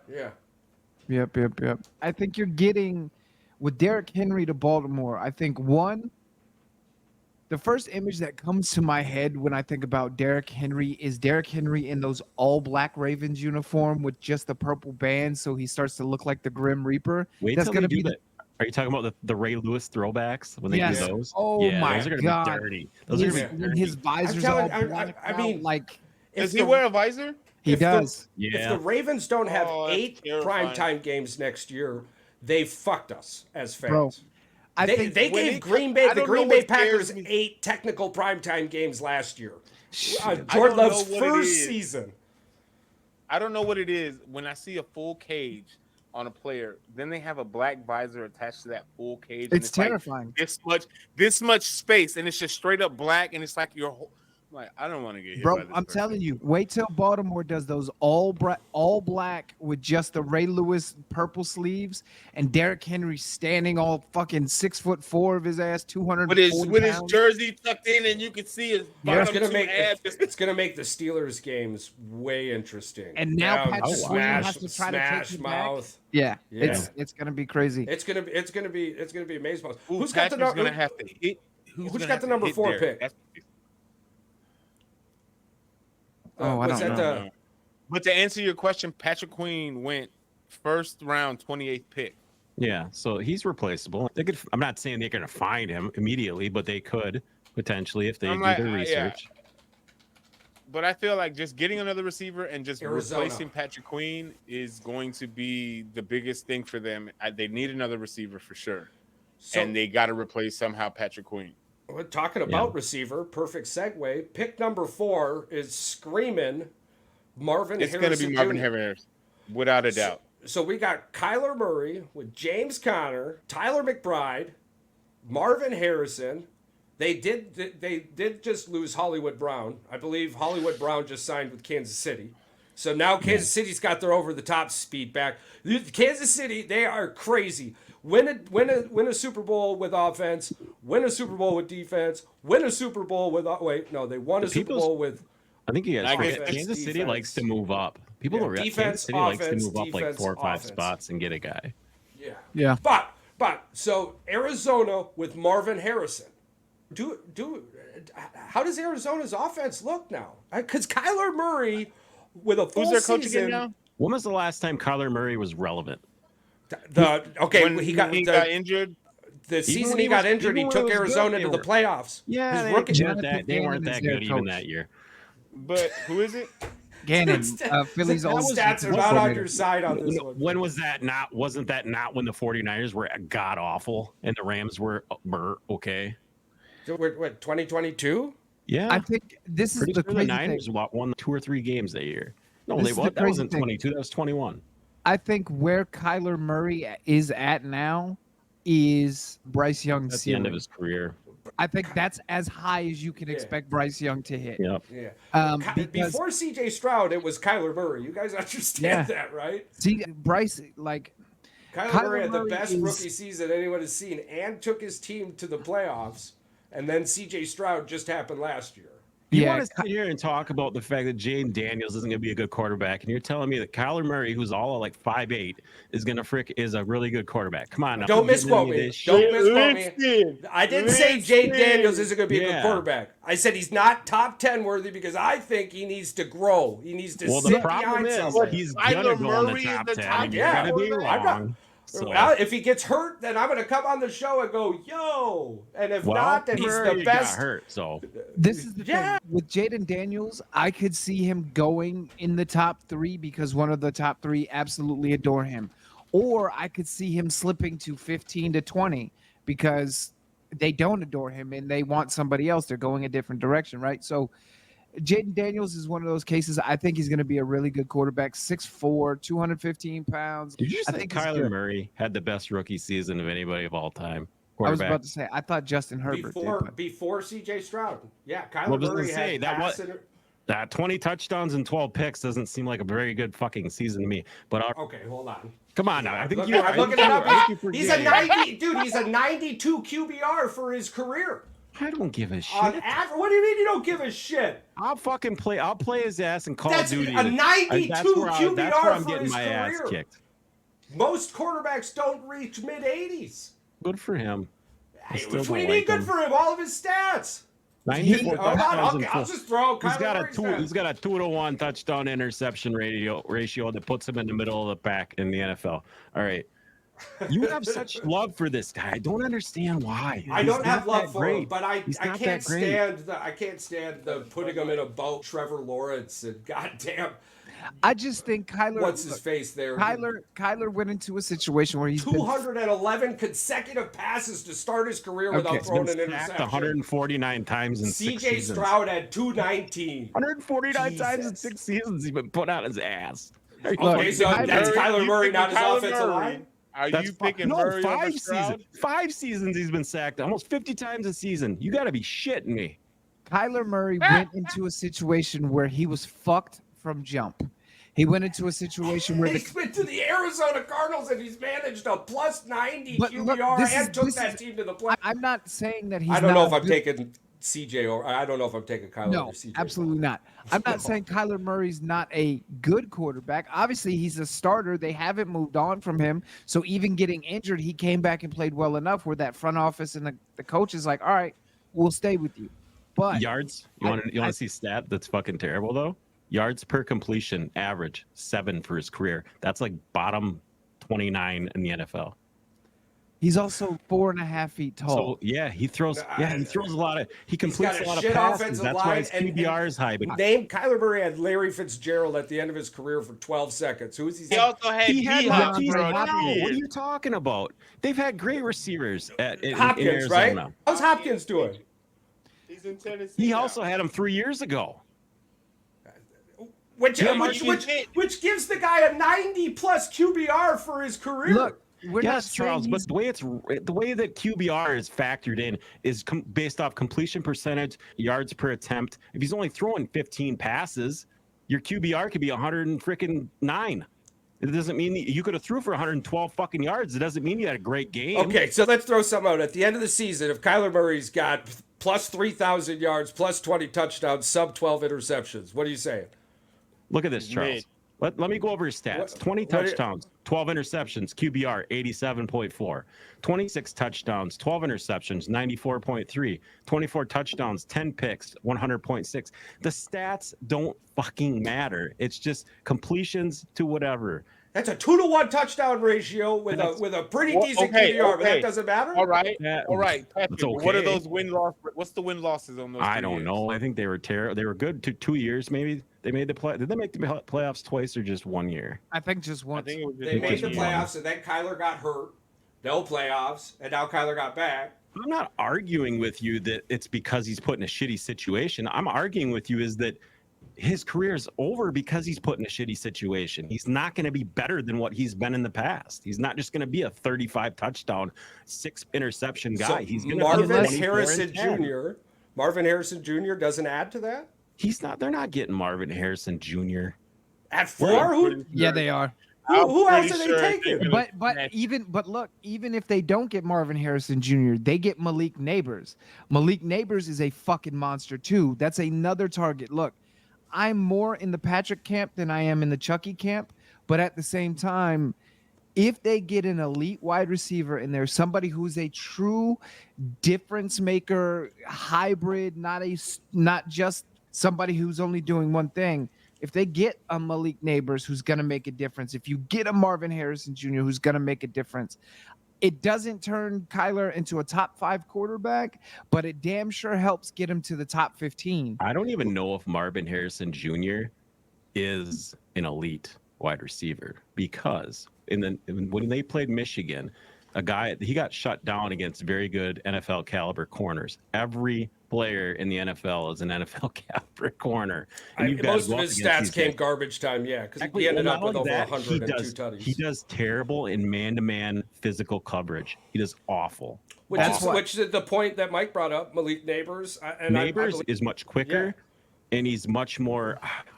He's raw, but he's very skilled. And then the receiver from Texas is better, I believe, too. If you don't, yes, Xavier Worthy the other guy, Adonai Mitchell, Addy Mitchie, he's fucking sick. But that's the thing is this wide receiver class is so deep, right? If somebody drafts MHJ, say somebody trades up, takes him number 1, right? Oh, I think he's the second best. I'm just saying I don't think he's not going to be Justin Jefferson or whatever caliber. I think the closest person to getting a chance to be anywhere near Justin Jefferson is Malik Neighbors. I think he's going to be the biggest difference-making wide receiver in the league as far as a rookie. Justin Jefferson just got Kirk Cousins paid. Yeah, he did. Yeah, he did. And I still don't know how he's getting money. That dude, do you know what his fucking career? Listen, I don't know he's the second highest paid player in the NFL all time. His career I don't know who's $300 million. How the fuck has Kirk Cousins made $300 million? All I can think of is him on the freaking airplane with the gold chain going and holding it up. I don't know who's pleased the NFL more. I'm not saying for amount, just for the sheer fact that how many jobs this motherfucker's got between Kirk Cousins and Sam Bradford. Them two stole positions for decades. For a whole decade. That motherfucker. That fucking motherfucker, Sam Bradford, dole from the Eagles, yeah. Oh, I hate Sammy Sleeves so much. Did he get you like 2 years? He got you for 2 years. Chip Kelly, bro. That's the Chip Kelly effect. It's the Chip Kelly effect. Bradford was robbing the whole NFL for over a decade. You know what's worse? Do you know what's worse? Do you know who Sammy Sleeves' backup was his second year in Philadelphia? Wasn't it Nick Foles? No, it was the Sanchez, Mark Sanchez. Shortly after the butt fumble. Yes. Those were some very dark years for Eagles fans. I think they talked about those. A portion of before Michael Vick took over and right around the Sam Bradford era. Sam Bradford is after Michael Vick. Listen, you had Michael Vick, the Cobb, whatever guy, the guy that was supposed to be better than Michael Vick, which clearly that didn't pan out. I don't even know what you're talking about. Cobb? Kevin Cobb. The fact that somebody said that he was supposed to be the better replacement for Michael Vick makes no sense to me. Let's check this shit out, okay? We have had Tim Tebow play quarterback for us. We have had the Sanchez play quarterback for us. We have had Sammy Sleeves play quarterback for us. We have had Jeff Garcia play quarterback for us. Bro, we've had who's the Andy? I was like, bro, you're Andy talking Dalton. to a Bears fan. Yeah, that's like a Hall Their of Fame one Pro Bowl sportscasters. quarterback, I believe, was fucking Jay Cutler. Bro, they have never had a 3,000-yard passer. Wait, do you want me to? You got no Chicago quarterbacks ever passed for 3,000? 3,000 yards, dude. 4,000. I'm sorry, 4,000. I'm sorry. Tell 4,000. I was like, holy shit. I'm sorry. It's been a long time. Cutler could have did it if he didn't throw 27 interceptions that one season because he was on pace. I'm going to show you starting and backups for the last 10 quarterbacks. You want to play quarterback games? Paul's going to be on here for about 2 minutes. There's about 6 pages worth of quarterbacks he's got to get through. That was last year. We'll go through Green Bay next. That's not a long list. The year before that, Justin Fields, Trevor Siemian, and Nathan Peterson, probably the 2 worst backups on mankind. We held them. Wow. Mitchell Trubisky, Nick Foles. Mitchell Trubisky, Chase Daniels. Mitchell Trubisky, Chase Daniels. Mike Longneck Glennon. Holy Christ. Mike Glennon. In 2016, Matt Barkley, Jay Cutler, Brian Hoyer. We had Jimmy Clausen, Jay Cutler, Josh McCown, Jason Campbell, Caleb Haney, Todd Collins, Rex fucking Grossman, and Kyle Orton. Yeah, they won you a Super Bowl, so. He didn't win a shit. Yeah, he did. He's got a ring, doesn't he? He wasn't even probably him. sold it. He didn't. Yeah, he probably did sell it. I'm pretty sure he fell on hard times. He probably sold that ring. 2004, we had 4 starting quarterbacks in 2004. Craig Krenzel. Craig fucking Krenzel. Chad Hutchinson. Okay. Jonathan Quinn. You want to talk about quarterbacks? The only team that probably worse than us is Cleveland. Detroit. No, Detroit went through it for a minute. Actually, honestly, I think the Jets are probably the Jets have had the Joe Namath and no one else. Have you been robbed more? Probably yes. But we have gone through a carousel of quarterbacks like no other person, bro. And got the Green Bay Packers. What we had? We had Shut up. Jordan Love, and then we had Aaron Rodgers. Who's that? Who's the guy that took all that money from all them people down there in Mississippi? Yeah. Brett? Brett Favre. Yeah. We did have what's his face before that though. Domikowski. And guess what? He also played for someone else. That's funny. Before we jump on to some other stuff, I wanted to talk about Philly's adventure into free agency with this insanity. And want to talk about the fact that we didn't think they were going to spend all of their money, and they didn't. And then they ended up getting a bunch of guys as well.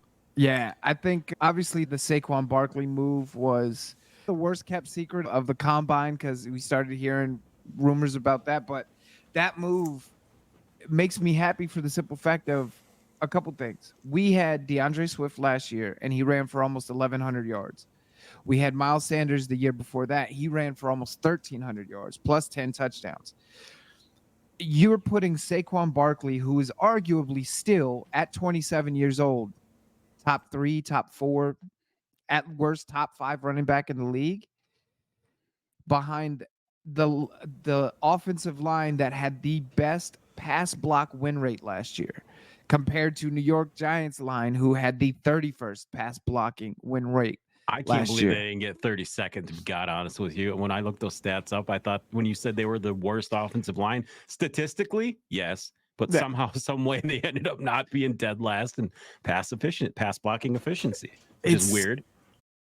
Boys in the Woods merchandise. Get yourself some Boys Podcast swag here at boysinthewoods906.shop. It's crazy. So I'm stoked for Saquon Barkley, obviously. Just like the Derrick Henry effect, because now you can't stack the box against Saquon and the Eagles. You can't put 2 safeties in the box because you've got a burner in Devontae Smith. You've got a yak monster in A.J. Brown who can still burn you over the top. And our tight end is one of the top, 5 tight ends in the league. It's so funny. I was watching Get Up or one of those morning sports shows, and Damian Woody, who I actually love because he's funny as shit. Damian Woody was like, if you break down position by position, including offensive line on the Philadelphia Eagles team, every starter is a Pro Bowler. Every single one is a Pro Bowler. So you have the potential for a freak show of an offense in Philly.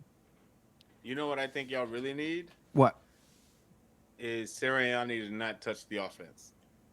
He's not touching the offense. It's entirely possible that the fans will probably had a lot to do with that. No, as long as he doesn't touch the offense, y'all are going to be great. Basically wiping his hands free of it, because I think they called into the fan and they were throwing him under the bus that he had way too much input. They knew on the sideline when he was looking at shit that he was actually calling plays when he shouldn't have been. So that, and Brian Johnson is he's not an offensive coordinator. Hasn't been in the league long enough to have an offensive coordinator job. But Jeffrey Lurie, when they made the announcement that they hired Vic Fangio and hired Kellen Moore, said, and even Sirianni said, he was like, "Look, this is Kellen Moore's offense. It's going to be a completely different defense." It's going to be completely different because it should work. It should work. Think about it. Kellen Moore is running some of the most motion in the league. So he's using motion really effectively. He also, the last time, his offenses have been some of the best in the league consistently. I heard a stat with Saquon that while he played for the Giants, I think it was 46% of his runs, he was hit behind the line of scrimmage. 46% of his runs that gained yards, right? So 46% of those runs, he was hit behind the line of scrimmage. Well, yeah, he had a mediocre offensive line at Penn State too, and he was doing the same thing. That's why he got drafted so high, because he was a freaking animal. What we're going to need to see from him, and we saw it at Penn State. We did, so we know it's there. He got away from a lot of guys in the backfield. He ran away from people. Like Mike was just bringing up, they're not going to stack the box anymore. So you're going to get the 4-6 roll yarders. Out on a tush push. You're going to get the 4-6 they've yarders. Done that. But what's going to happen when Saquon gets into that secondary? Now they have the running back to do it more often. It's no longer stacked in the box. So I'm going to be interested to see if he gets his breakout runs. Obviously, 4 to 6 yards of carry is going to be great. The crazy thing is, if he can average 5 yards of carry, that's just easy. Fucking phenomenal. Easy. Right? He'll be pushing to have at least 1 or 2 200-yard games. It'll be a different environment. The thing that you have to remember too is even with that bum ass Giants line, Saquon last year was something like a third or fourth. 247 rush attempts. He was like third or yards, 6 touchdowns. He was like third or fourth in yards over expected, which is some really nerdy next gen stat. But yeah, something about there's no hole, so it's negative or 1 yard. They just give him like this play, he didn't hit that hole, he went to this hole, so it's going to be projection 2-yard gain or something. He's the kid playing behind a miserable offensive line, was still the 5th best running back in the league last year, 4th or 5th. Yeah. So behind this line, I'm excited to see what he does, but I'm really excited. Well, he started the season injured too. I'm really excited to see Bryce Huff work. I think that dude coming off the edge, now that we have a different approach and we're switching up schemes, he's a great edge rusher for a 3-4 defense. I think it's going to be insane. Getting CJ back obviously helps too. Devin White, like I know people are like, oh, Devin White's he's past his prime. He's 27 years old. He had 2.5 sacks, 6 pass breakups, and 2 interceptions last year. And he got benched halfway through the year. Yeah. So wasn't he and even if the Jalen Hurts that showed up this year shows up, it's not going to matter. And that's the great thing about Saquon is he takes it, just like Derrick Henry with Lamar, is they take so much pressure off their quarterback because literally I'm not handing the ball to a running back. I'm handing the ball to a home run every single time, because literally if you try to arm tackle Saquon, he's going to eat your face. Same thing with Derrick Henry. And if you are playing strictly Saquon, okay, cool. Don't forget, my tight end is going to come over the middle and get us those 3, 4, 5 yards to pick up a first down. And then my wide receiver 2, who's better than your cornerback 1, is going to burn you deep. And then my wide receiver 1 is going to hit intermediate. And then when you go to try to arm tackle him, he's going to yak it up the field for another 30 yards. So I'm excited about. Yeah. Go ahead. Can we agree that all 3 of our teams, outside of me and my quarterback situation, our offense, because even with y'all picking up Josh Jacobs, all our offenses going into next year are really just like on paper, they're great. Our offense unloaded, weapons wise. Oh, we could talk about all 4 teams, even with the rookie quarterback for the Bears, I would say are projected to either compete 15, for or 10? Like the Packers and Bears probably both are going to compete for a playoff spot. The Eagles probably obviously are going to compete to win the division, if not the NFC. So I think it's bright. The future is definitely bright. We all could be in the playoffs next year. Literally, this time next year we could all be. I think Green Bay and Detroit battles for the NFC North, while Chicago comfortably takes a wild card. I could absolutely see that. A wild card run in your first year with an entire new regime, a rookie quarterback. That it'll be, if Caleb does that, he cements himself. If you come in first year, it's going to take wins. We're going to see. If Caleb Williams can get us to the playoffs, Eberflus' job is saved for sure for at least another year. Yeah. Oh yeah, absolutely. But I would not be shocked if the consensus number 1 comes in and balls out enough, because how I feel about teams built well with rookie contract quarterbacks. I love those teams. I love them playing. I do. I enjoy the thought process behind it. It scares me a hell of a lot more than knowing the Bears were keeping Justin Fields. It doesn't matter who in my opinion, it doesn't matter because offensively you need that creator, and Eberflus is on the defense. He fucking lives on that. Did the Bears get a new offensive coordinator this year? You did get one this year. So I've got, like I said, guy from Seattle. It's going to be fun. Their OC. Yeah, I'm pulling it up right now. I can't remember. Hold on. Look, that's the thing is there's been a lot of coaching changes this year in the league. Coordinator wise specifically, Things are like obviously different. Yeah, this is the crazy thing is we're going from Philly specifically is going from a defensive coordinator and a defensive situation where we shit the bed at the end of the year, completely shit the bed. Last and 5 now, games for the Eagles. Yeah, 6 out of 7 we lost, which is insanity. And most of that is due to non-tackling and non-wrapping up and not taking care of the ball defensively. But now we're coming into a defense who, with Vic Fangio as a coordinator, he's known to get the best out of his safeties, always gets the best out of his safeties. He's developed linebackers like Andrew Van Ginkel. Before last year, did anybody know who the fuck Andrew Van Ginkel was? No. But he played with Vic Fangio, let him go out on the edge and rush and become an actual threat. So I'm excited about our defense too. Our special teams has been good. I don't think that's going to change. I get really cautious about the offense just because of Jalen didn't look the same exact way. But I think even if Jalen, like Charles said, even if Jalen from last year shows up, I don't think we see nearly the turnovers that we did last year. And I think Jalen Hurts is going to get back into top 8, top 5 quarterback in the league territory this year. Yeah, it's the potential's all there. On the outside looking in, honestly, my big concern with the Philadelphia Eagles would be injuries. Yeah, I think 2 of your major pieces have sustained injuries, multiple leading into this season. So it'd be really nice for them to stay healthy. Philadelphia Eagles, I'm having a hard time disagreeing with you. From the outside looking in, on the analytical side, I want to see them stay healthy. It's the same thing I got to say to Lamar Jackson. Mm-hmm. There's a list. Brock Purdy and his tiny elbow, that's got to stay healthy. I kind of hope. Here's my question for everybody. Yeah. At what point do we start making those too soon predictions as far as division winners and wild cards? At what point is it? Before the draft, after the draft, after the draft, training camp, after preseason?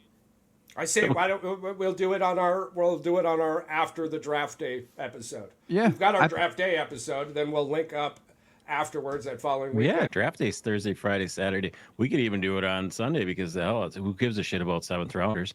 Yeah, really. When we do this list, it's division winners, wild card, and are we doing award predictions? You want to? We can do. Let's do. You want to do rookie of the year? We can do rookie of the year. Yeah, you could do rookie of the year, but offensive rookie award predictions.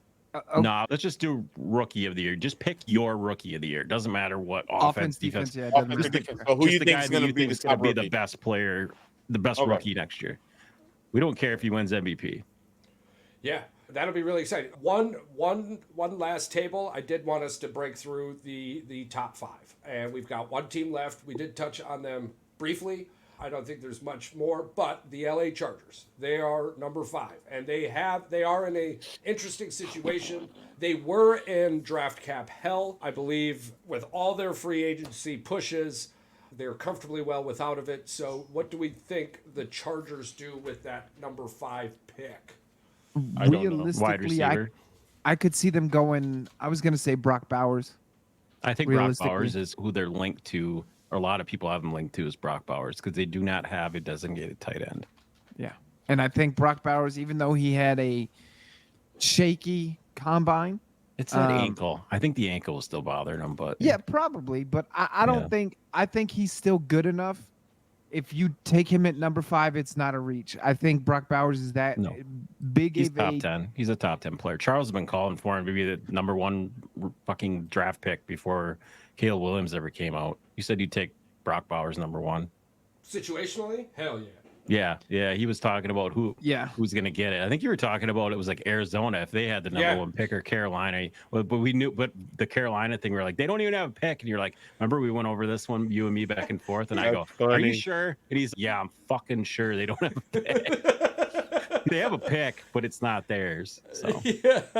Yeah. I could see if with Minnesota, I think, is the key to all of this with pick 11 and pick 23. I do believe Minnesota is going to get inside that top 5, whether it be with the Patriots at 3 or I can see the Chargers here at 5, because the Chargers going back to 11, you're going to get Brock Bowers at 11. That will be fine. Dude, you're going to pick up another one at 23. The second, third, and fourth rounds have a projected 47 wide receivers, tight ends, or running backs to be drafted. Yeah. Holy shit. We haven't seen that in 20 I mean, the list on that is crazy. Yeah. But I like Minnesota trading into the top 5 out of the 11. I'm on that train. I've already bought the ticket no matter where it goes. I'm not sure if it's going to New England or the Chargers. I could see that's very interesting. Yeah, I could definitely see Minnesota trading up because Sam Darnold, let's face it, is a bridge quarterback. Yeah. He's not a long-term solution. Yeah, if that. So I could definitely see them trading up to the top 5, if not higher. Jaden Daniels with Justin Jefferson, Aaron Jones, T.J. Hawkinson. But do they have a wide receiver too? Addison. Yeah, Addison. That's right. That's who they got. Okay, then, yeah. That's Hawkinson's their tight end. They've got a running back. Yeah, that could be terrifying too. Minnesota's a quarterback away from continuing what they've been doing. They lost Danielle Hunter, but basically them and the Texans switched. Texans got a little older at the position. Vikings got a little younger. I think there's still good edge rushers in the second round they'll be able to pick up. Oh, absolutely. Not Danielle Hunter. And good. We are talking about the NFC. Yeah. Right? The NFC is still very top heavy. To this point, regardless of what happens in the draft, the good teams got better and the bad teams are in their progression phases still. So I still see the NFC being top heavy. I have one last question for you guys. Do you think the Cowboys make the playoffs this year? And I know that sounds like me being an Eagles fan and being a hater, but legit, because of inactivity and mismanagement of their personnel, do you realistically see them as a playoff team? It's going to be tough. I think the reason I say this is because I think they're going to be competing for a wild card spot. I think you have to win the NFC division. East. We know that, but I think you'll have to win the NFC East to come out of there with the playoff position. I think the NFC North is stacked. I mean, and I love the Bears, but we're being realistic. We're talking Green Bay and Detroit. Listen, if we 9 or 10 wins for me, I think that, again, we're moving in the success. The direction. That's a good point. The NFC North is going to have 2 playoff teams. I believe that's going to come down to that. So that leaves a position somewhere else. NFC North, NFC South. I'm guessing that's Atlanta, but you have Tampa Bay there also. So only one comes out of there. I think only one comes out of there, but because that division is so whack. You're going to get free wins in that division. So that's a stacked win division. You're going to have 11, 2 well, I think teams they all at 10 fought to to 12 get to 8 wins. and 8 or 9 and 8 last year, so they're not going to be stacked for wins. But between Tampa Bay and they all just beat each other up. Yeah. I think the only top teams out of the NFC South that I could think, I'm with you on, Charles. It's either going to be Tampa Bay or Atlanta that takes the title, and clearly that's going to give them. Well, it's probably going to be Atlanta. Atlanta got, of all those teams, Atlanta got way better. I agree. Yeah. I like Atlanta. I like Atlanta way more. That's like it's going to be only one of them too. I wish betting was open. I would have put $100 on Atlanta. You heard me on the show. Yeah. I was Kirky to Atlanta because of his wife. I thought that was almost a guarantee. If you took Atlanta to win the NFC South a week and a half ago, it was like minus 15. Now that offense went from I don't want to watch crazy it how much faith they have in Kirk like that. Yeah, it's the number 3 quarterback since 2018. I think he could win the division. I think he could win the division easily. I think Atlanta has the NFC South.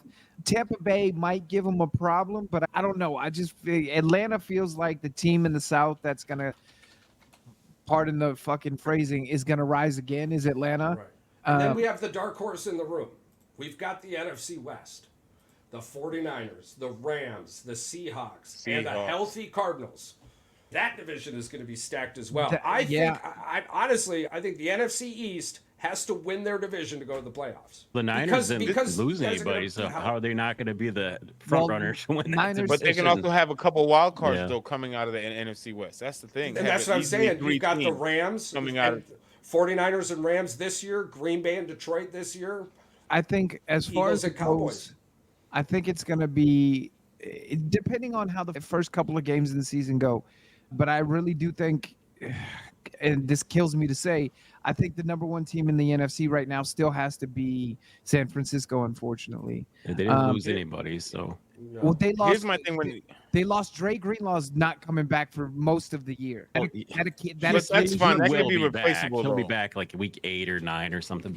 But yes, they didn't lose a whole bunch of people in free agency, which they got very lucky on. So they're not losing a talent. But I think if we're talking about the top, I think it's San Francisco, Detroit, or Green Bay, whichever person wins that division, just because that division's ridiculously competitive this year. Philly and Atlanta. Yeah. And I think the biggest competition we're going to have in the East is the Commanders this year. Let me ask you this, though, to go off of what you asked with the Cowboys. Now, do I think they're going to make the playoffs? I do think they're going to make the playoffs this year. Now, here comes the problem. Next year, all of their top offensive weapons are and a couple of defensive. The only one that's not up is Mike Parson until 2025. But majority of their top star players' contract is up at the end of this year. That's why the fans are bitching they didn't go after anybody in free agency because they knew who are you paying? Because you got Dak, CeeDee Lamb, you still have to restructure. That hasn't happened yet. That's what I'm saying. But I'm just saying, you still have your team is basically due. Did the Cowboys get better or get worse?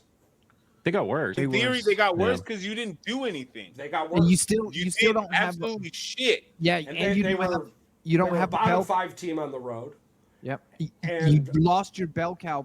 Your bell cow back is gone now, so you don't have a. There are reports to Ezekiel Elliott going back to the Cowboys. But you guys all agreeing with me that CeeDee Lamb isn't going to repeat what he did last season? Oh, no, I think he is going to repeat. Oh, fucker. Nobody's agreeing with that number 7 bullshit. I wasn't crazy. Y'all stay on that side of the room. Y'all stay on that side of the room. I agree with that. Over there. Stay over there. Realistically, this is the problem that CD faces this year. 7. Dak 9. Dak faces. That's their record, 7-9. Sure. There's 17 games, so 7 and 10. 7 and 10. I think the problem that CD's going to face is this is a contract year for Dak, right? No, he's out. I'm telling you, he's got to restructure before the end of the season. Yeah, I know that, but that's what I'm saying is you're going to have to prove it. Yeah. Period. Even if they do a restructure, you're still going to have to prove it. The restructure, in theory, will be an extension with the signing bonus, and that's what'll cut. That's what'll cut the. You know what's the more I pay attention to Cowboys radio and podcasts and stuff like that, which kills me to listen to. I don't think. This is going to sound like a wild take. I don't think Jerry Jones is going to extend Dak. I don't think he's going to restructure. I don't think he's going to make him. I think he's going to make him play it out, and he's going to try to restructure CD and use that money for a running back. But the problem is, who do you go after as a running back in the free agent market right now? Because they're gone. They're gone. No, the reports are back. Tying Zeke. Yeah. Are you guys terrified of? Are you guys terrified of Zeke? Because he doesn't scare me at all. No, he's 59.4 million dead cap. That's what I'm saying. They have to restructure. There's no fucking way on earth that they can't. They have to restructure him, and it's going to be an extension. How they do that extension, though, could be a 2-year extension with a team option for the next year. And that might be why they're taking so much time, because the Cowboys might be trying to protect themselves on the ass end while Dak is, yo, bitch, I want to get my money. Bag. Yeah, I need the bag. I just think the Cowboys situation. Does Dak take the team option, though? No, like, absolutely not. That's what I mean. At this point in career, he's not going to accept that part of the deal. Because they're not Schitt's Creek without a paddle. If they were winning in the playoffs and they were like 2 pieces away from going to the Super Bowl, like the Lions, or even if they were as good as the Packers, maybe he would restructure team friendly. But since they suck in the postseason, and I'm betting on me. But not only that, Jerry Jones is talking shit about his quarterback in the media. Why would I ever take a team friendly deal? Fuck the Cowboys. Fuck them. How does he not talk shit? Wait till you hear this. All right, what Charles said, 59.4 million against the basically dead cap money. All right. Yeah. The cap went up. They were at starting free agency, they were 16 million over. Even if they restructure to the number that Dak wants, they're 3 million over in the red, and they cannot accept that. They have to be within so they won't be able, million. so it won't be able to do a 2-year. They'll have to do 3. They have to push it out till 3 minimum. Here's the kicker with this. Dak Prescott fucking knows this. And statistically, regardless on how we feel about the Cowboys, Dak Prescott has put up numbers. That is going to make his agent go, yo, bro, we got the bread. You're just trying to butter our bread. Could this be his last year? Yeah. Could he walk after this year? I think so. Yeah. I think, and probably demand money somewhere else? I think depending on the draft, next year we could see Dak in a Raiders. Do you know what he makes this year? $61.9 million. Yeah, it's impossible for that scenario because he has to be if he plays the whole season and they don't restructure, he makes $61 million. Now Josh Allen, as much as we hate him, Josh Allen. Now listen, we say restructure and went team friendly. These sons of bitches are still getting their money. Instead of it being strung out throughout the season, they get it on a signing bonus, and that's why that's where the restructure comes in. And so you don't Josh get hit Allen on the cap. Yeah, Josh Allen still got his money, but now his cap is less, and his pockets, he gets it in one payment instead of 17. That's why people were so up in arms over the fact that Rodgers wouldn't sign the deal that basically Jordan Love is going to end up signing. Yeah. $200 million contract for $45 million a year. Green Bay Packer fans, $30 million. Green Bay Packer fans, you mark that down on your calendar. May 10th, we're about to see Jordan Love become a top 3 paid quarterback in the NFL. I've been hearing the numbers on his fucking contract. I think hell yeah. His the market after the way he played himself in that playoff game, the market for Jordan Love is ridiculous because who wouldn't take Jordan Love right now? Next year's market value on him, if we just did nothing, $44 million a year. Bro, do you know what I'm gonna throw up and say this, but go ahead, Mike. Because so Philly's got 2 things they've got to do, and I wanted to talk about this. They've got to extend Devontae Smith because you want to lock up your 2. He's a fantastic number 2, and then we got to restructure or get rid of Hassan because Hassan right now is like a $21 million cap hit, and we're still $39 million under. And even after all of our new free agent signings, I think we're at like 19 mil under. Do you think Hassan's going to restructure? I do, because he wants to be in Philly. He wants to retire in Eagle because he's from he's from South Jersey. But with all that cap space, hit me up next year. Yeah. I think what's going to happen is it's going to come down to obviously, all right, can we restructure this year or not? If we can't restructure this year, fine, we play it out. Hassan Reddick's gonna get double-digit sacks. It's pretty much guaranteed. He's gonna bust his ass, get double-digit sacks. So that's gonna be enough for Howie to say, okay, I want you here for another 4 years, or on your prove it deal, you just killed the market, and now you're gonna go and get somebody else's paycheck. The good thing behind that, though, is we have a Nolan Smith right behind him. We just restructured Josh Sweat, so we have him for 4 years.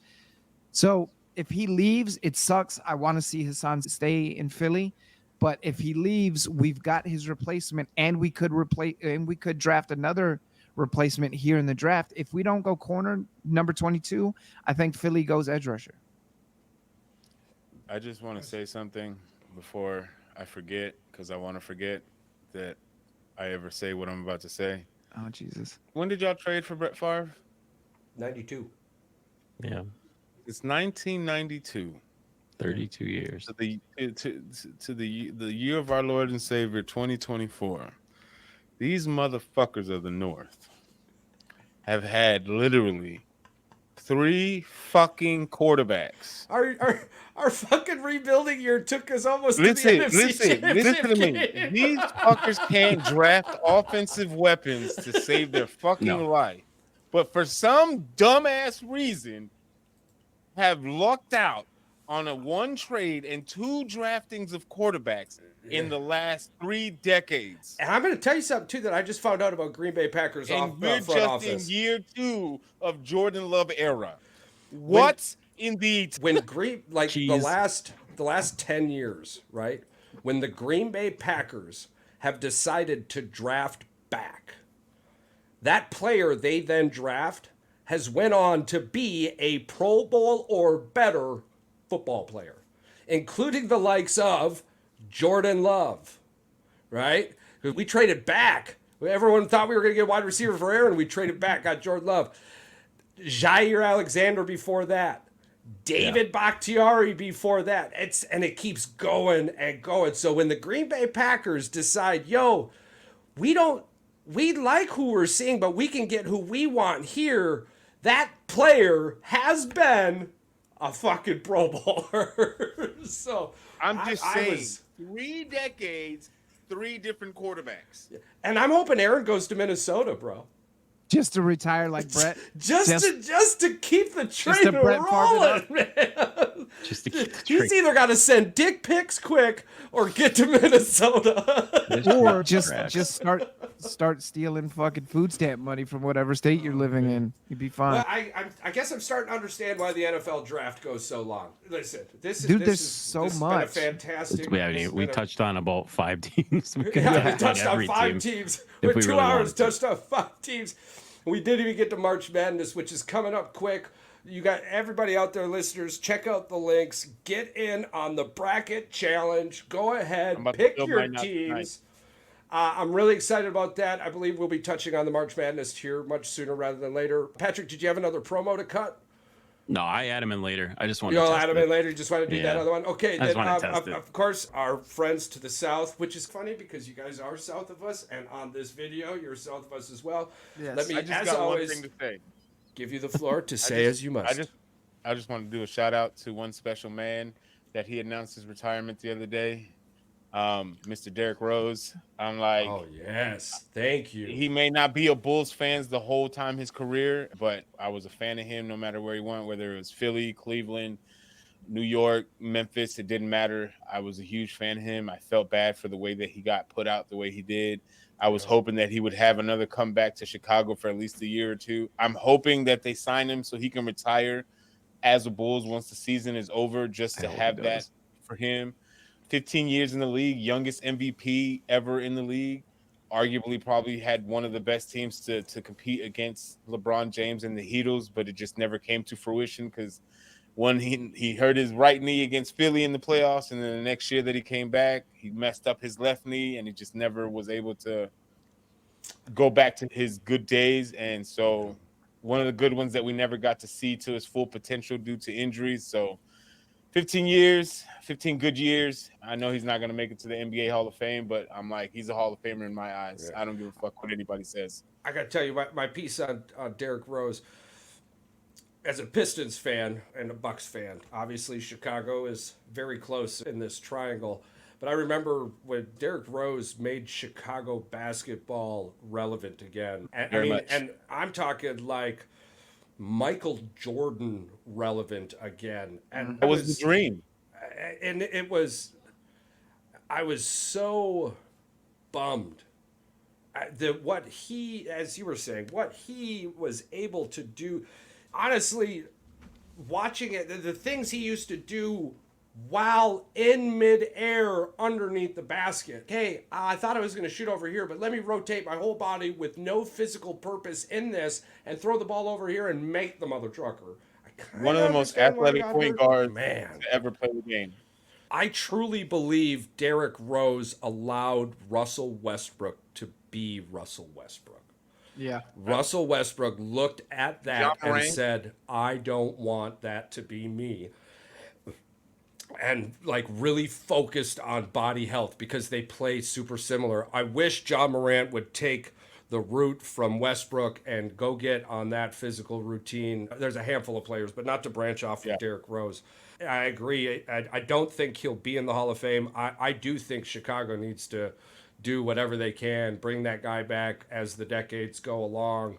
I believe he should have a lot to do with that city. Congratulations on your retirement, Derrick Rose.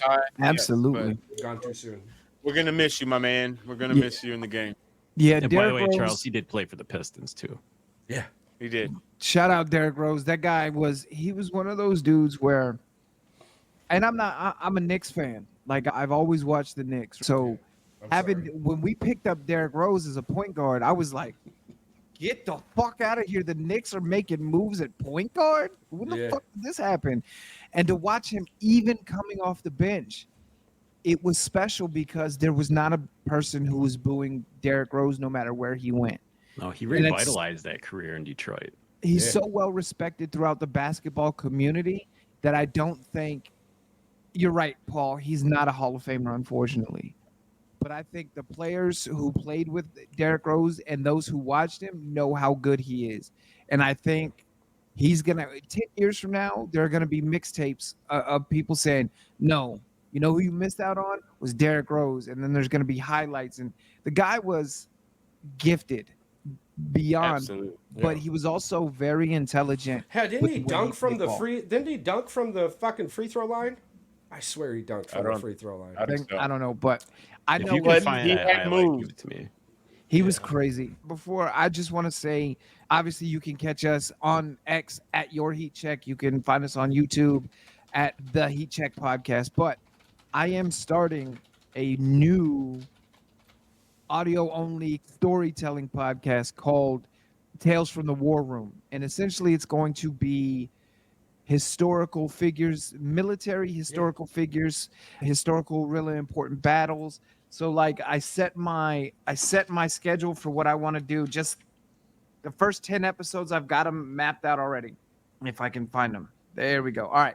So the first 4 episodes are going to be about Japanese feudal Japan and one of the great unifiers, the 3 great unifiers. 5, 6, and 7 are going to be World War II. General Patton, General Montgomery, and General Eisenhower. Episode 8 will be about the invasion of Normandy. And then 9 and 10, I want to highlight an Army Medal of Honor recipient named Alwyn Cash. And the last episode 10, which will be the entire season's 10 episodes, will be an overreaching on the global war on terror and my experience and stuff like that. So Tales from the War Room, I'm going to start recording soon. Find a home for it, get a logo, all of that stuff. But it's coming really soon. Fantastic. And Can't wait. Can't wait to hear that. Can't wait to get the links out. By the way, according to Bing's AI, Derrick Rose, the explosive point guard, has had some jaw-dropping dunks throughout his career. One of the most iconic moments was when he soared from the free throw line during a game. So the clip is out there. I knew it. I'm telling you, it was like make sure you get that, Charles. We'll add it into the show. Make sure we get that clip out. Absolutely. I'm going to try to find me a little highlight clip to put together for him. Yes, please do, and ensure that that free throw line dunk is in it. I'm going to try to find some stuff. That's how it's got to finish, and then put his career retired when he started. There you can even throw in the Space Jam music. You can't. That's copyright. But yeah. Oh shit! We'll throw in the music without the audio. No, you can sing it. I'll sing. I believe I can touch the sky. I'm gonna need you never to do that in public again. I was gonna say, Paul, you have a wife who is a literal world-class singer. If you let these honkies sing that R. Kelly song, it's gonna be. This is the thing. That's why he can't, because his ears are cringing right now. Like, this is the thing. My household does not play Robert Kelly music, so it's not gonna happen. That's good. Robert. I like that you gave him Robert Kelly. Yes, Robert Kelly music. We're not singing Robert Kelly music. He doesn't even get the respect with the single. No, I'm with that. We don't play R. Kelly in this house. We don't play Michael Jackson in my house. I'm gonna piss on her face. So, beep, beep, beep, beep. You can find, the promos are going to go out, so that's fantastic. Yeah, you don't have to do anything. We don't have to do any of that. Okay, so the only thing then left is thank you guys so much. Again, these Sunday episodes are becoming wonderful. I'm loving these. For all of our listeners, thank you for the clicks, likes, and subscribes. I believe we just surpassed 400 on YouTube. Let's go! 455. We're at 455. We just eclipsed 89. Something for the future. I believe we're going to start deep diving oddities by states. So we're going to look into some Wisconsin ghost stories real quick and push them out. We're going to go state by state, see if we can't get we're going to go all the way through the 50 states before the season starts. We got to try to get through a lot of these before baseball starts. Baseball starts about 2 weeks. 11 days. We got 11 days. We will do this. They're going to record 8 episodes a day. Thank you so much. Well, Remember, we might be able to get a few. The world is a much, much better place with you in it. Smile more. Yes. Boys in the Woods merchandise. Get yourself some Boys Podcast swag here at boysinthewoods906.shop.